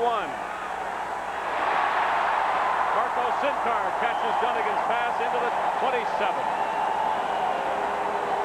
Here with James Bell. James, just super to see you. Moving well. You must be feeling great. It must be great to come home. It is. It's great to be back. I'm moving a lot better these days, and I'm looking for better days. I'm just proud to be, a part of the event that's going on this afternoon. Well, James, some of the players were telling me you've been around this year, sticking to them a little bit, making sure they weren't going to loosen up or slacken up at all. Yeah, definitely. I still feel a part of everything that's going on around here. So, I kind of overlook things and kind of touch the guys, inspirationally. There's a good look at the 17, your number. A lot of the people in this stadium have them on. Must make you feel pretty good. It makes me feel really proud. I'm glad the people here in Edmonton are really behind me. They're supporting me. And it really makes a guy feel good trying to come back from this injury that I've had. How's it going today? What do you think's going on in the field? I mean, I'm looking at you, and you're going, I got to get out there. Defensive backs coming up big. Calgary's moving the ball a little better than maybe you had thought? Yeah, they are. Calgary's looking pretty good right now. It's a very entertaining game, and, people are definitely not leaving, as you can see. James, it's great to see you. All the best. You too, Neil. James Bell got a great welcome at halftime by the fans at Commonwealth Stadium. It was a heartwarming moment, to say the least. Bruce Green leads the field for the Stampeders, who have to make a strong defensive stand. The largest lead of the game was 10 by Edmonton, and the Eskimos threatened to regain that 10-point lead. Dunnigan on a roll, throwing. Jones caught it out of bounds.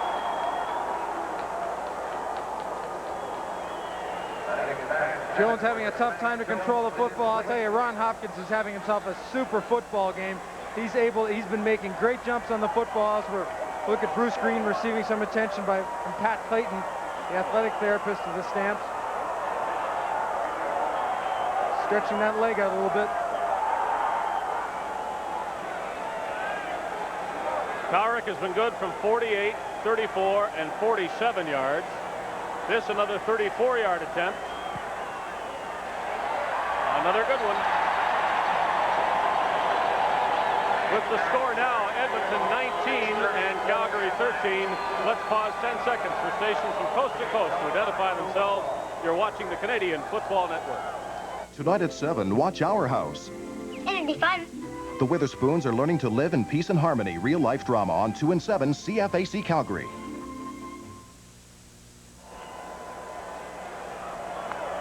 Well, it does make a big difference if you're not missing those field goals. Nobody has today, but the Eskimos have tried 4 and the Stampeders 2, and right now that's the difference in the game. Orman down the middle for Gordon. He had real good position, and thus the catch. And he's added to Calgary's offense today. Well, there's no question if you can get 2 wide receivers that have got speed and ability to catch the football, you don't allow a defense to pick on one particular receiver to shut down your effectiveness. That's what Calgary now has.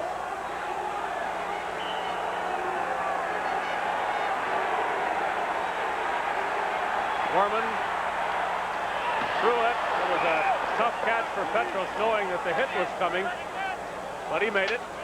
Have a look at Bruce Green getting the top of that foot pushed back. Makes you think it's a cramp. Trying to keep it stretched. When they get cramped, boy, they get hard as rock. They're tough to get rid of. Second down 2, and Warman's going to throw it. Sidelines, right there is the guy that's been talking all week long and backing it up with a good performance today. Larry Willis has caught 6 passes.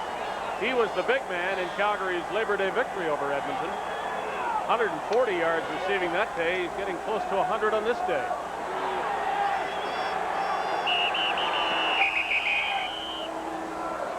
Mandrich has perfected that late move to the 3-point stance.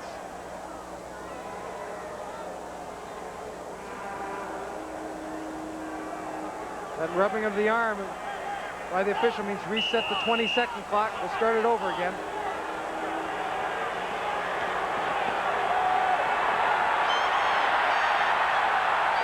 Orman buying some time, and still more, and now he'll run. Down near the 20-yard line. Rick Warman has done a good job today. His passing has been sharp. His play calling has been good. And the one mistake that he wishes he hadn't made was the pass interception by Van Kearns, which cost the Stampeders 3 points. A smart quarterback, Larry Kuharich, says he has this game in control mentally all the time. You see him working, not crossing the line of scrimmage. He wants to get the ball downfield. 2nd and 5. He throws a long pass for a short gain. Short. They wanted 5 yards, and Willis, I think, might have about 4 of them. Well, it's back. Larry Willis. No, it is a first. Well, let's see. Stanley Blair on the tackle. It's going to be very close. As effective as the Stampeders have been in this hurry-up offense, if we can call it that, they should stand it all game. It'll be 3rd down and less than a yard. Calgary.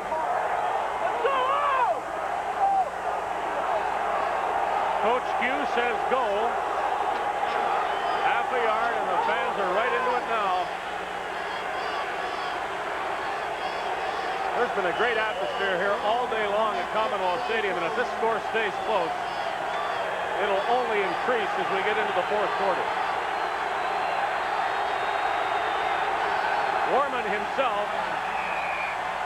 took a little while getting in position to dive for that half yard, but he did it without trouble. Got the first down. Tell him to look.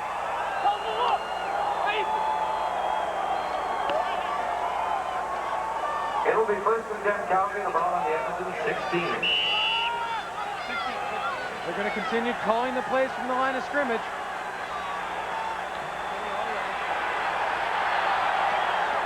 Flag down. Allen with a catch at the 5. Out about the 2-yard line. A high tackle from Don Wilson. There is another flag. Thrown in the area of the offensive line. Holding Calgary 61. 3rd down repeated. Holding the call against Calgary. Tom Spallettini is called for holding, and but for that call, the Stampeders would have been 1st and goal.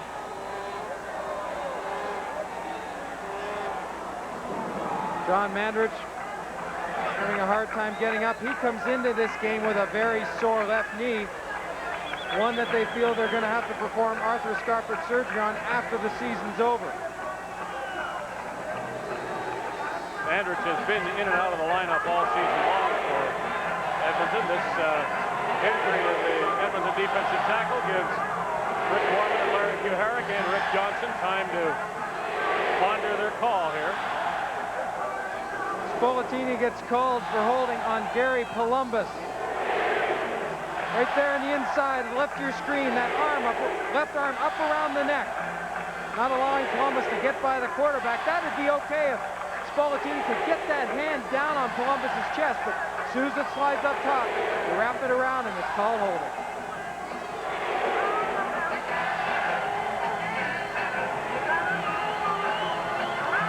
Because of the injuries to Manders this year, he hasn't been able to be quite as flamboyant as he has in the past.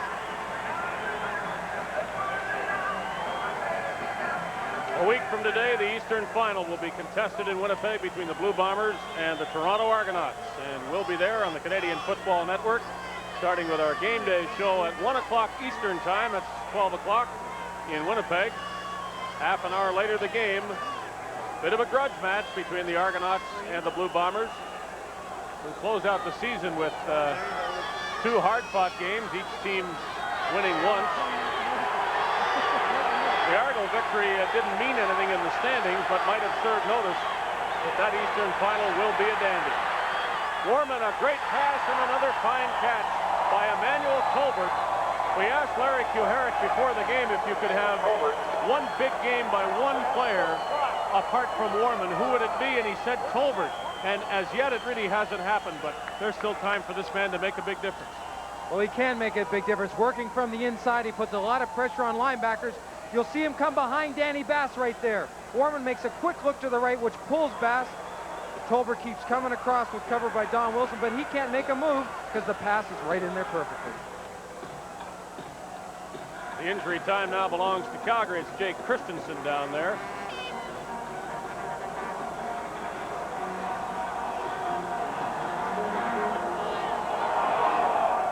Spending time in the Calgary practice camp this week in Calgary. It was interesting to note that Larry Kuharek and the other coaches of the Stampeders incorporate some of the junior football players in their practice roster to take some of the pressure off of their starters. Gives them a rest and allows them to work on more important things. See, good job of protection by the offensive line, opening that middle up.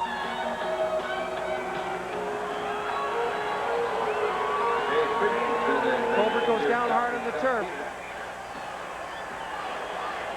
As this game has progressed, it seems that Warman is just throwing each pass harder than the last one. He is wanting to put the ball there, make no mistake.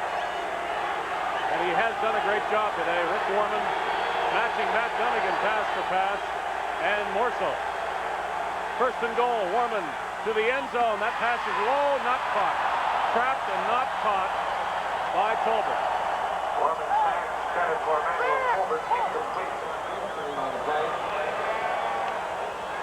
That is the second incompletion. Only 2 incompletions of 8 passes thrown by Warman in this second half. And he almost completed that. Almost is right, a little bit further in front of Tolbert. That makes it an easy catch. And that is the end of the third quarter, with the Calgary Stampeders threatening to take the lead in this game. They are down by 6, but they're 5 yards away from a touchdown that could tie it and a convert that could put them in the lead.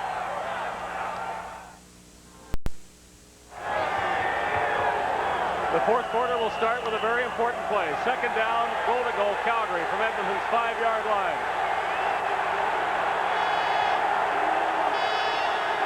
Willis and Tolbert are to the right. Warman under a rush. He's going to go down at the line of scrimmage. Maybe got a yard. And now Larry Kuharek has a decision that must be made in a hurry. It's a very important one. It looks as though they're going to kick. I think he realizes how tight this game has become, and to walk away from this drive, as successful as they've been, and without putting the field goal up there, getting themselves that much closer would be a mistake. Well, a fake is always possible, but the percentage call here is to take the 3 points, trail by 3, realizing that one more J.T. Hay field goal can tie it.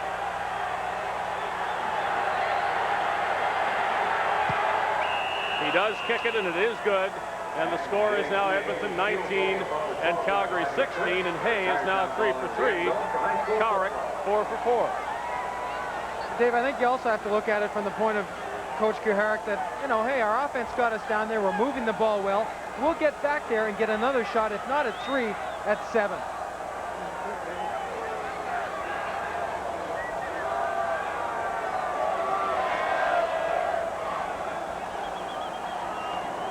Boy, when you look at the scoring summary and realize there's only been one offensive touchdown in the game, and that came pretty early by Edmonton's Brian Kelly, it's been a terrifically entertaining game for the fact that all the rest of the points have come on field goals and on one electrifying, albeit exciting pass interception.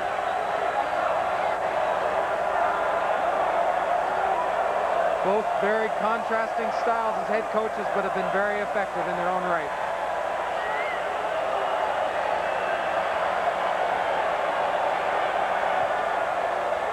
Hayes kickoff. This one is away from Williams, and Stephen Jones watches it go out of bounds.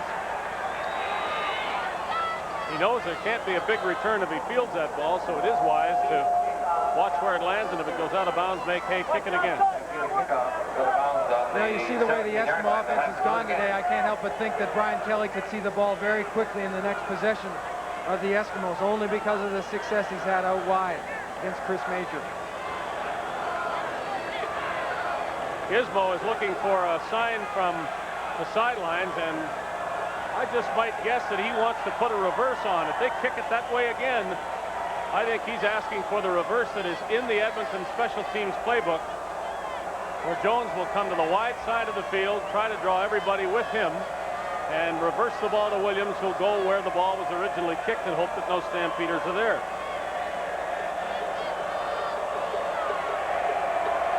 Well, knowing the Gizmo, he probably calls the word reverse every time the ball's kicked away from him. He wants that ball badly.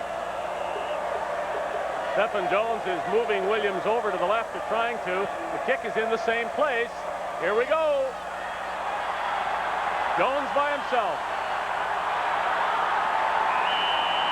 51-yard line. And that's good field position for Edmonton. And that's exactly the thing Coach Kuharich told us this morning, that they give up good field position on their kickoffs. It's something they have to try to get away from.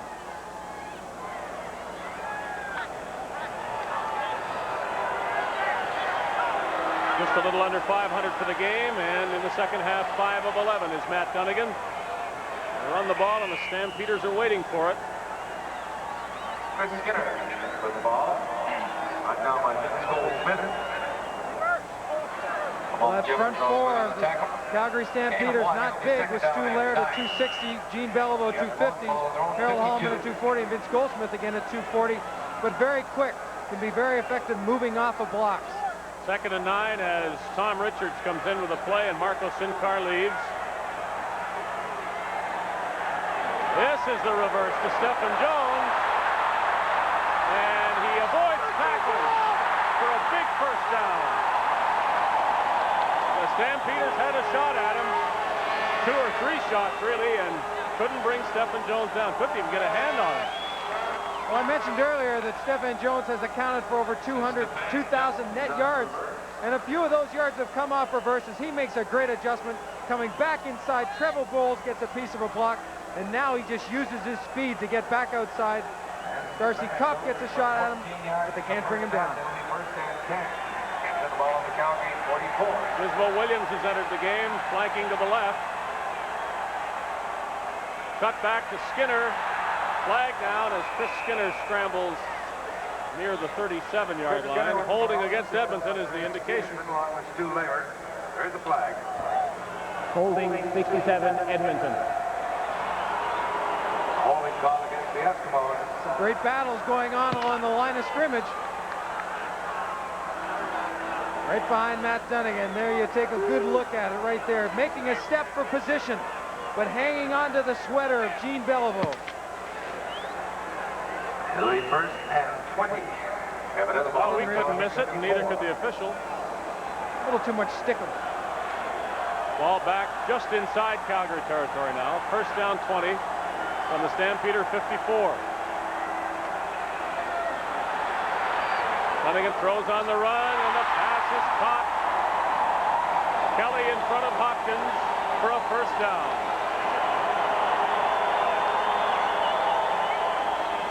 Brian Kelly once again getting an opportunity to work one-on-one, goes down, pushes into Hopkins, now break out, and then come back on an angle. Tough to cover. They want to make him throw the ball sooner. Good protection by Chris Skinner. Goldsmith comes off, and Dunnigan just gets rid of the ball in time. First down pass deep over the middle there. There was a lot of contact as Jones tried to get free. And a penalty will be called on Richards for arguing the fact.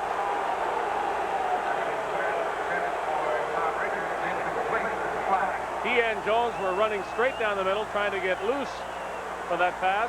Objectionable conduct, Edmonton number 25, second down.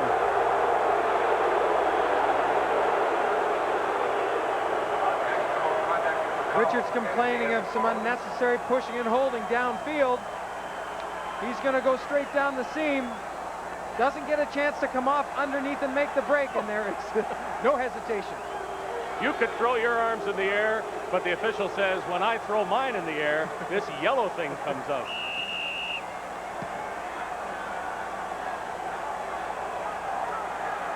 "42-yard line.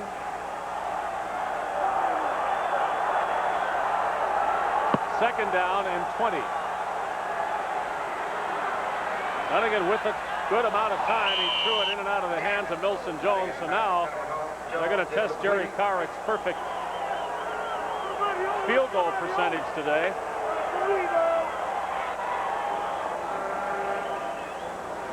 Interesting story about Jerry Carrick last week after the season, the regular season had ended. He went in and talked to Hugh Campbell, wondering if he'd be invited back, and he said, Mr. Campbell, should I store my furniture or take it back to Windsor? And Hugh Campbell responded, I think you should store it here in Edmonton. Well, the Eskimos might pay for the storage if he makes this one. 49 yards, it would be his longest of the day and his fifth of the day, and that's what it is.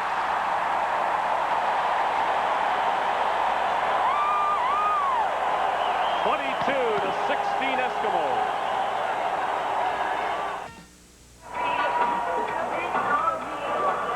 Well, the Eskimos started the season with Tom Dixon as their kicker and went to this man, Jerry Carrick, and there were days when I'm sure they were happy with that move and some days they weren't sure. This is the day that Carrick has paid off.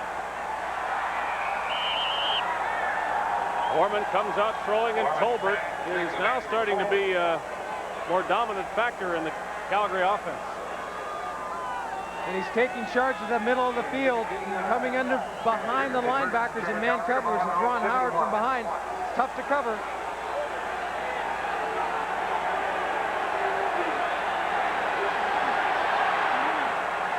Boy, Warman's not making mistakes for those passes now as he comes close to another first down. Gary Allen getting up slowly. Flaring the backs out wide like that helps open that middle up.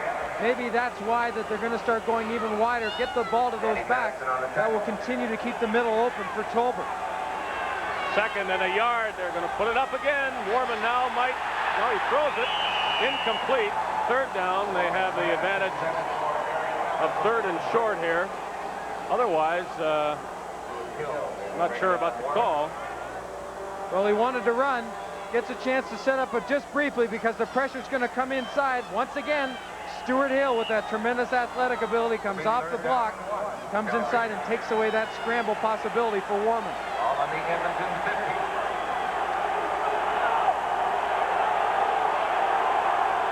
As expected, they will go for it. Petros. The yard comes tough, but looks as though he has it.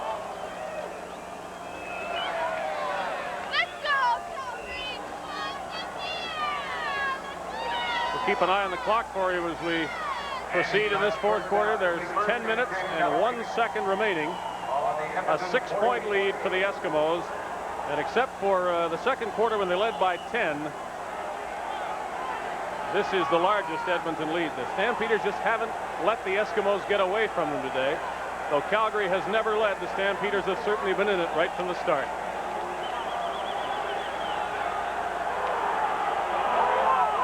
First down, Calgary, 48-yard line, Eskimos.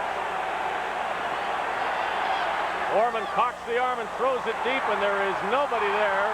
That is caught out of bounds by Ron Howard. I don't know who he was throwing that to or what happened to the man he was throwing it to. Well, Warman in the second half is 8 of 12. Howard going for that, either a misread by both Warman and the receiver, or the receiver never got the opportunity to get down the sidelines. Howard wasn't able to drag those feet and make the interception. 250 yards. Passing yardage for Rick Warman. 2nd and 10. He'll try to add to it here from Edmonton's 48. Warman buying more time again. He's going to run. It's a foot race now, and he has nobody to throw it to. He may be hurt. Rick Warman was really leveled, and I think it's going to be a while before he gets up.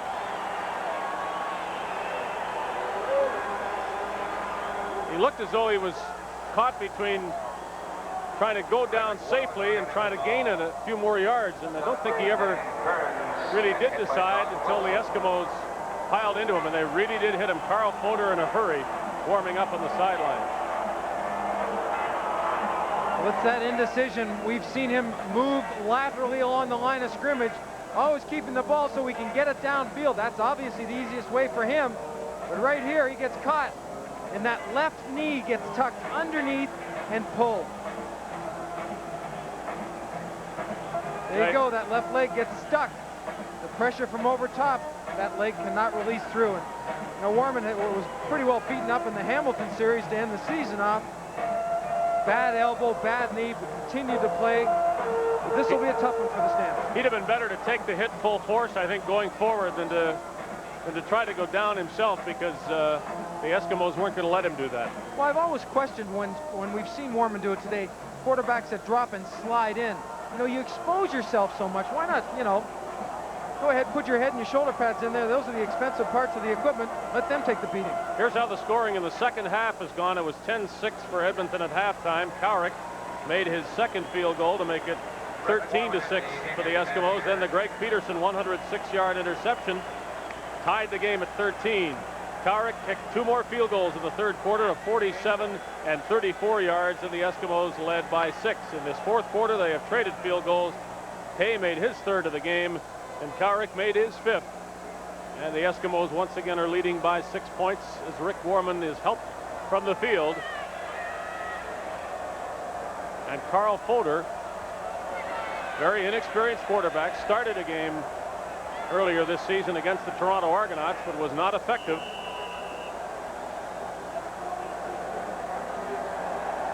We'll see Foder next time, of course. J.T. Hay is in the game now to try his 4th field goal. 51-yarder.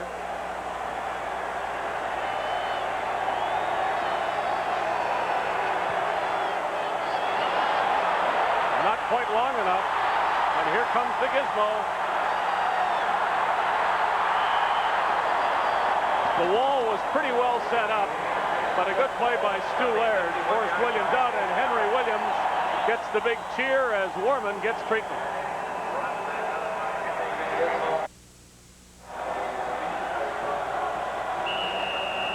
We have 8:36 left in regulation time. The Eskimos leading by 6 with the ball at their 26-yard line.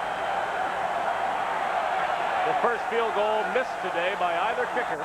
J.T. Hay a little bit short from 51 yards. Here's Wilson Jones, and the Stampeders, Bernie Morrison and friends are there to meet him. Wilson Jones, ball carrier, out by Bernie Morrison. Along with Bruce Green. Rick Warman getting that right ankle taped. It is reported that it was twisted. We'll see how he responds to the tape job. Illegal procedure was called against the Eskimos. The penalty has been declined. Second and 10. Really more like second and 11, actually, from the 25-yard line. Donegal will throw it. Circus catch by Rick House. Well, we've seen Rick House throughout his career, both in Winnipeg and in Edmonton, make catches like this and catches when they count. Great throwing lane for Donegal. He can step up. House has to adjust his body, get in the air, swing around, and try to get out of the way of the defensive back. Boy, that first down looks very good to Joel Farragalli as the Eskimos are out at their 42. Otherwise, they'd have been punting from fairly deep in their own territory. Jones spins away from the initial tackle up to the 45. Elton Jones with the ball. Harold Hallman along with Stu Laird get on the tackle. Right tackle Trevor Bowles of the Eskimos is down, holding on to his knee. Lots of commotion in this situation when you're running the football. The defensive players are flying around. Offensive guys are doing what they can to get in defensive players' chests. I mean, lots of legs going around. This is a time when knees are very vulnerable.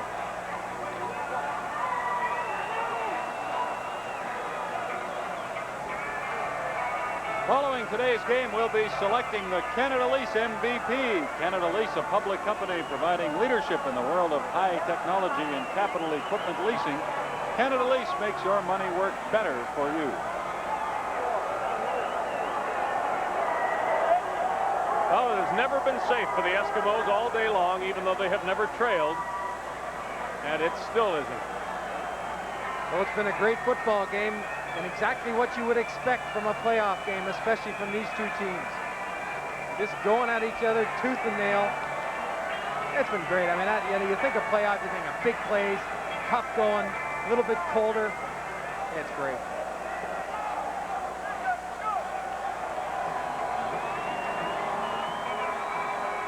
Well, Toronto's 29-13 Eastern semifinal win today over Hamilton means the two best teams in the East, Toronto and Winnipeg, will meet in the Eastern final Sunday in Winnipeg. And we'll have it on CFN. Game day at 1 and kickoff time 1:30 Eastern time. Toronto at Winnipeg, Sunday on CFN. Argo's got a great game from running back Gil Fennerty and from field goal kicker Lance Chomick to win over the Tiger Cats. And Rick Warman is in pain. That is very obvious. So is Trevor Bowles. Replacing Trevor Bowles will be Blake Dermott from the University of Alberta. He started for a number of years at center. It really doesn't look as though Warman can come back. No, he's not even walking around trying it out. Looks like we're going to see Carl Fodor when they get the ball back. Here's a reverse play with a lot of room. Richards did make it to that open field. I didn't think he was going to. First down Edmonton, and they're now starting to bear down in Calgary's end of the field. That gain to the 50-yard line with under 7 minutes to go. And obviously, even another field goal by Jerry Cowrick would be mighty important for the Eskimos now. A 6-point lead turned into a 9-point lead means the Stampeders have to have the ball twice and score twice to tie or win. Pache again moving. Did the Stampeders jump first, or did Pache bring them?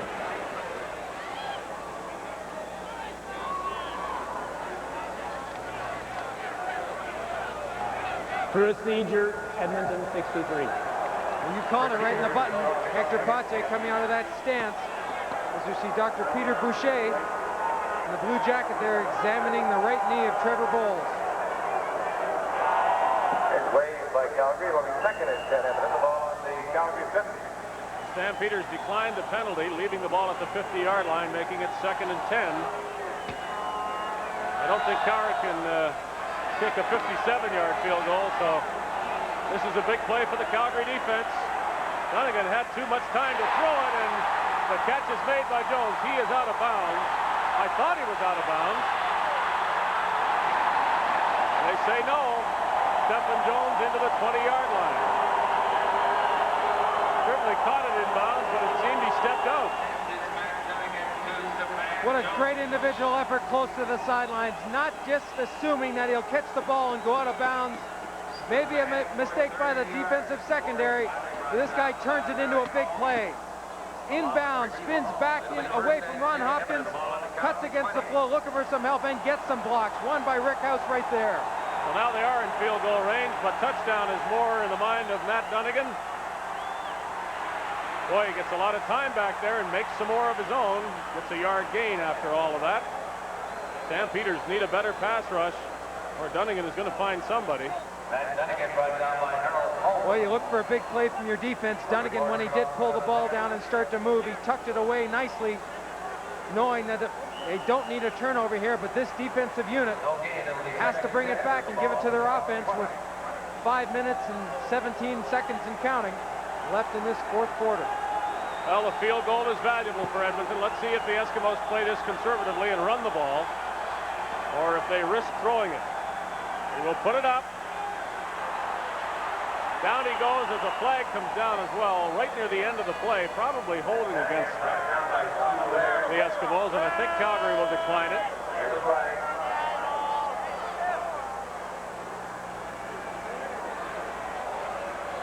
Holding Edmonton 67. Whoa. Call against the Eskimos. Once again, the man who gives the ball to Matt Dunnigan just clamps onto Gene Beliveau and pushes him back. Too much of a clamp. Just to bring it up to date how that offensive line is working now with Trevor Bowles out. Blake Dermott comes in and at left guard, and Bill Stevenson goes to right tackle. Well, Larry Kuharek and the Stampeders are on the sideline saying this guy can't make 6 in a row, can he? But if he can, the Eskimos are going to be up by more than a touchdown. And he's made 2 others from 34 yards out, and the rest have been long ones. He did miss one. Jerry Kuharek has given the Eskimos a 7-point lead, but he has also given added life to the Calgary Stampeders.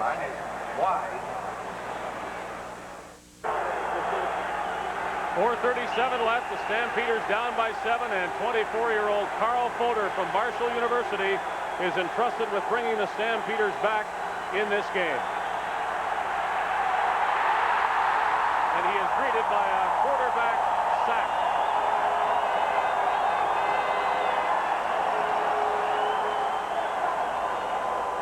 John Mandrich, who was taken from the game earlier on with a sore left knee, has returned with a bang. This is the dance around here.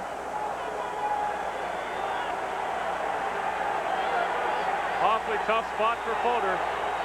He has only completed 3 passes all season long.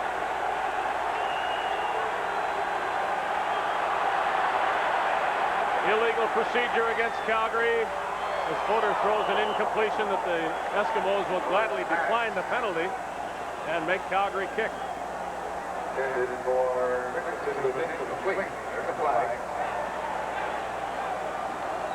Procedure, Calgary 71, decline, 3rd down. Well, Foder's in a tough situation. He's been standing on the sidelines hopingly being schooled by Rick Johnson, Larry Kuharek. It's all on him right now, though.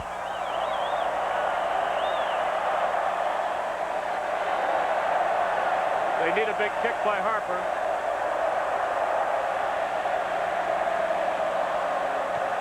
Certainly can't give the Eskimos any more points. That is a good punt by Harper, especially with a decent bounce, and he gets that too. So they have to stay away from the no yards call. Apparently they do, and Gizmo Williams runs it back. Boy, don't you know that Rick Johnson is wishing he were healthy and in uniform, because Warman's injury would mean far less if they could put this man in.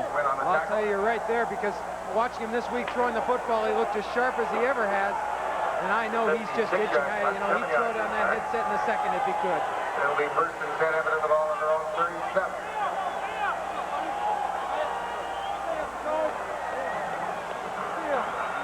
Once again, Bruce Green of the Stampeders is got those cramps in that right leg. Having a heck of a time getting up.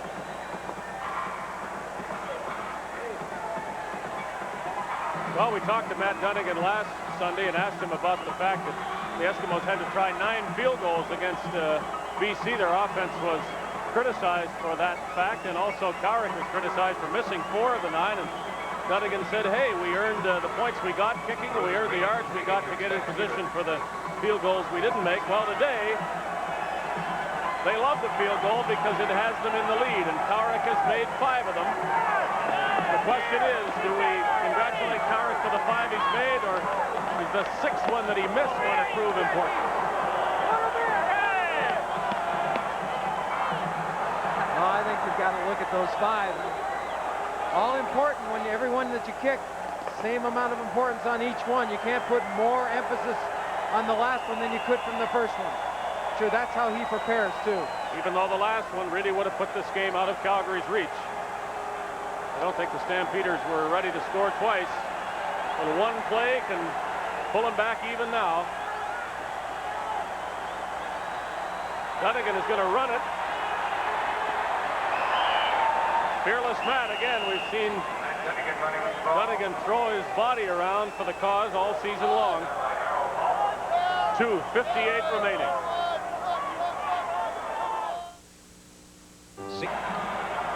We have 2:58 remaining regulation time, and we must stress that with a 7-point difference. Overtime is certainly possible. The Eskimos want to hold on to the ball and make it impossible. 2nd and short, just a yard. Dunnigan, who ran on 1st down, will dive on 2nd down. Now Dunnigan, every time he comes up to the line of scrimmage, if the clock's running, he'll use every second. He'll wait and have the ball snapped with 2 seconds on the clock to try to use as much time as he possibly can. And the secondary of the Stampeders has changed a bit. Chris Major has been taken out. They've moved Larry Hogue out to the corner, Greg Peterson to halfback, and Darcy Kopp has moved to safety.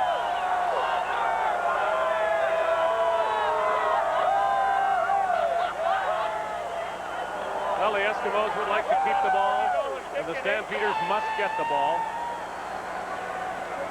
Now is when Edmonton's running ability can play a big part.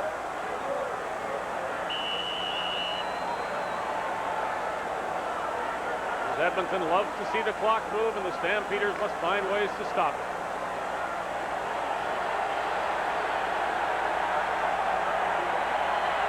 Dunnigan taking all the time allowed.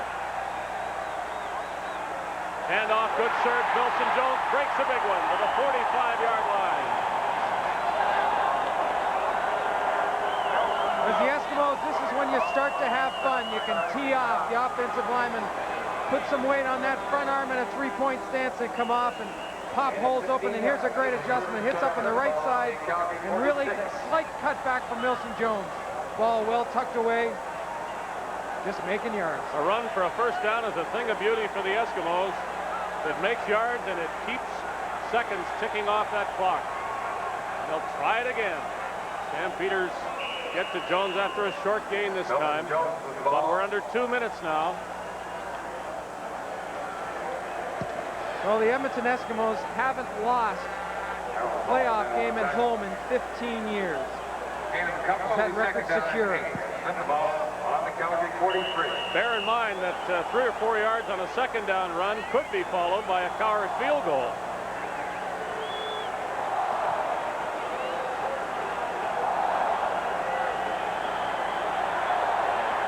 From the 43-yard line. They will throw. No, they won't. And that takes them out of field goal range. Well, I'm surprised they would try to pass the ball for that simple reason. The field goal is now taken away from Edmonton as a possibility. Calgary is going to have to punt. And again, the Stampeders dodge a bullet. Good pressure. Stu Laird, that front 4 continues to come.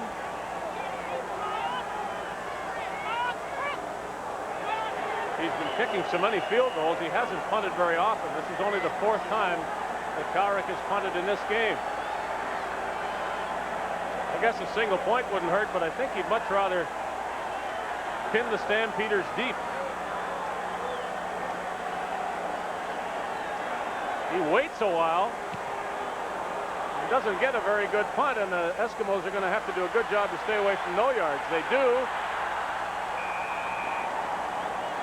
And the Stampeders will be inside their 20 with just a little over a minute left and a very inexperienced quarterback at their controls. Well, the last time we were here, the BC Lions were in a very close to the same position on the field. And they turned some last-second heroics into a winning football game. There's some people leaving Commonwealth Stadium, probably the same people who left the last time. Carl Fodor calling the signals. Sidelines too high. Well, it's time for 3-down football. But you can't go for it all at once. A minute and 2 left. He can pick his way down the field. That track becomes very slippery as Larry Willis checks with one of the cheerleaders, make sure he didn't damage her too much. Minute and 2 remaining. Larry Kuharek wondering if Carl Fodor can do what might amount to a miracle and take the Stampeders all that way to a tying touchdown.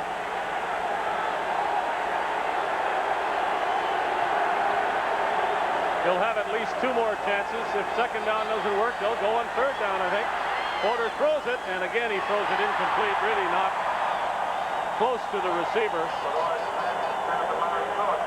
57 seconds.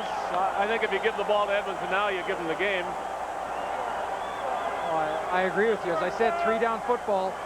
Regardless of the position on the field, the Eskimos are only bringing their front 4, dropping the rest back into a zone coverage, making it tough for them to read. They'll disguise their coverages.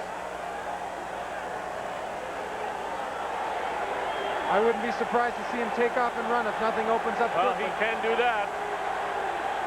The Eskimos are aware of it as well, though. This pass must be completed for 10 yards. Fodor is down. He throws the ball away. Incomplete is the ruling. And the Edmonton Eskimos, unless disaster strikes in the last 50 seconds, are on their way to Vancouver. And the injury to Rick Warman was clearly a very key part of this game. Well, again, only bringing the front 4. John Mandrich on the nose. Gary Columbus coming in, and the first pressure right there from Columbus. Secondarily, Stuart Hill, and Hill gets the pin.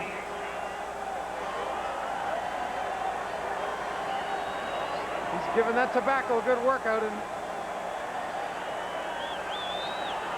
2 quarterback injuries to Calgary this season, to Rick Johnson and today to Rick Warman with about 4.5 minutes left, have been all important as far as the Stampeders season is concerned. Wilson Jones digging in and running to the 2-yard line.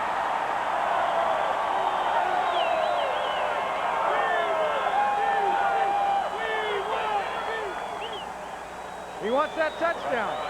And I can't say that I blame him.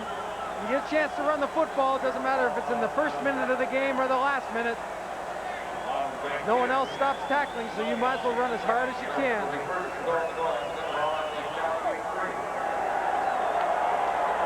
Well, whether they run out the clock or run in for a touchdown, the Eskimos are going to win this game. 3 yards away. Wilson Jones to the 1. But the clock keeps moving. The Stampeders would probably be wise to stop it now with a timeout. Gary Cowrick would like to come in and kick a convert. He hadn't done that since the first quarter. But he sure has done a lot more with field goals. Well, with only 4 punts today, it showed you how effective that offense has been moving the ball into plus territory down into the Stampeder end. They just called on Jerry Cowrick to finish it off, and that he's done.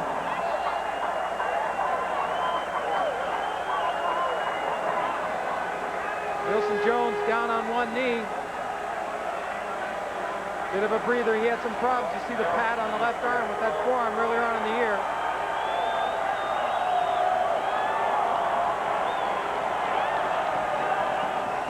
Well, this game has been all we thought it would be. It has been close right from the start.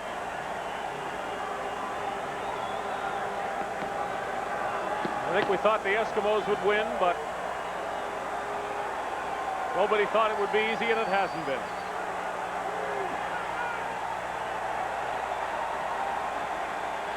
And there's the clincher by Blake Marshall.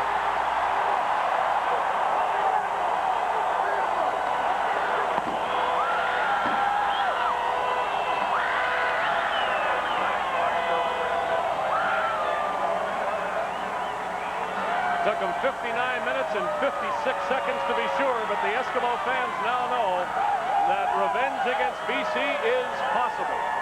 They've been wanting to get that bad taste out of their mouth. And they're going to get their chance.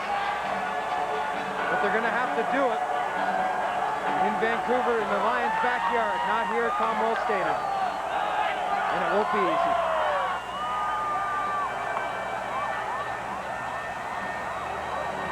There's a convert to add to the big day by Jerry Cowrick.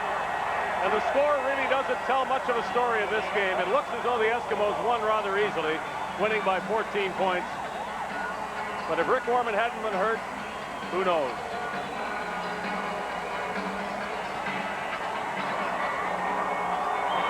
Great credit to this man for the job he has done today and for the 8 victories that he coached prior to today. Nobody really knew who Larry Kuharich was the day he got the job. They were too busy counting all the people who were leaving Calgary. Trevor Bowles leaving for Edmonton today and on to the injury list perhaps. But Larry Kuharich has built the Stampeders into a team that really scared the Eskimos today. His enthusiasm and desire to win has been contagious, and we've seen that all year when he took over as head coach. And this team will come away from this game and look forward to next year.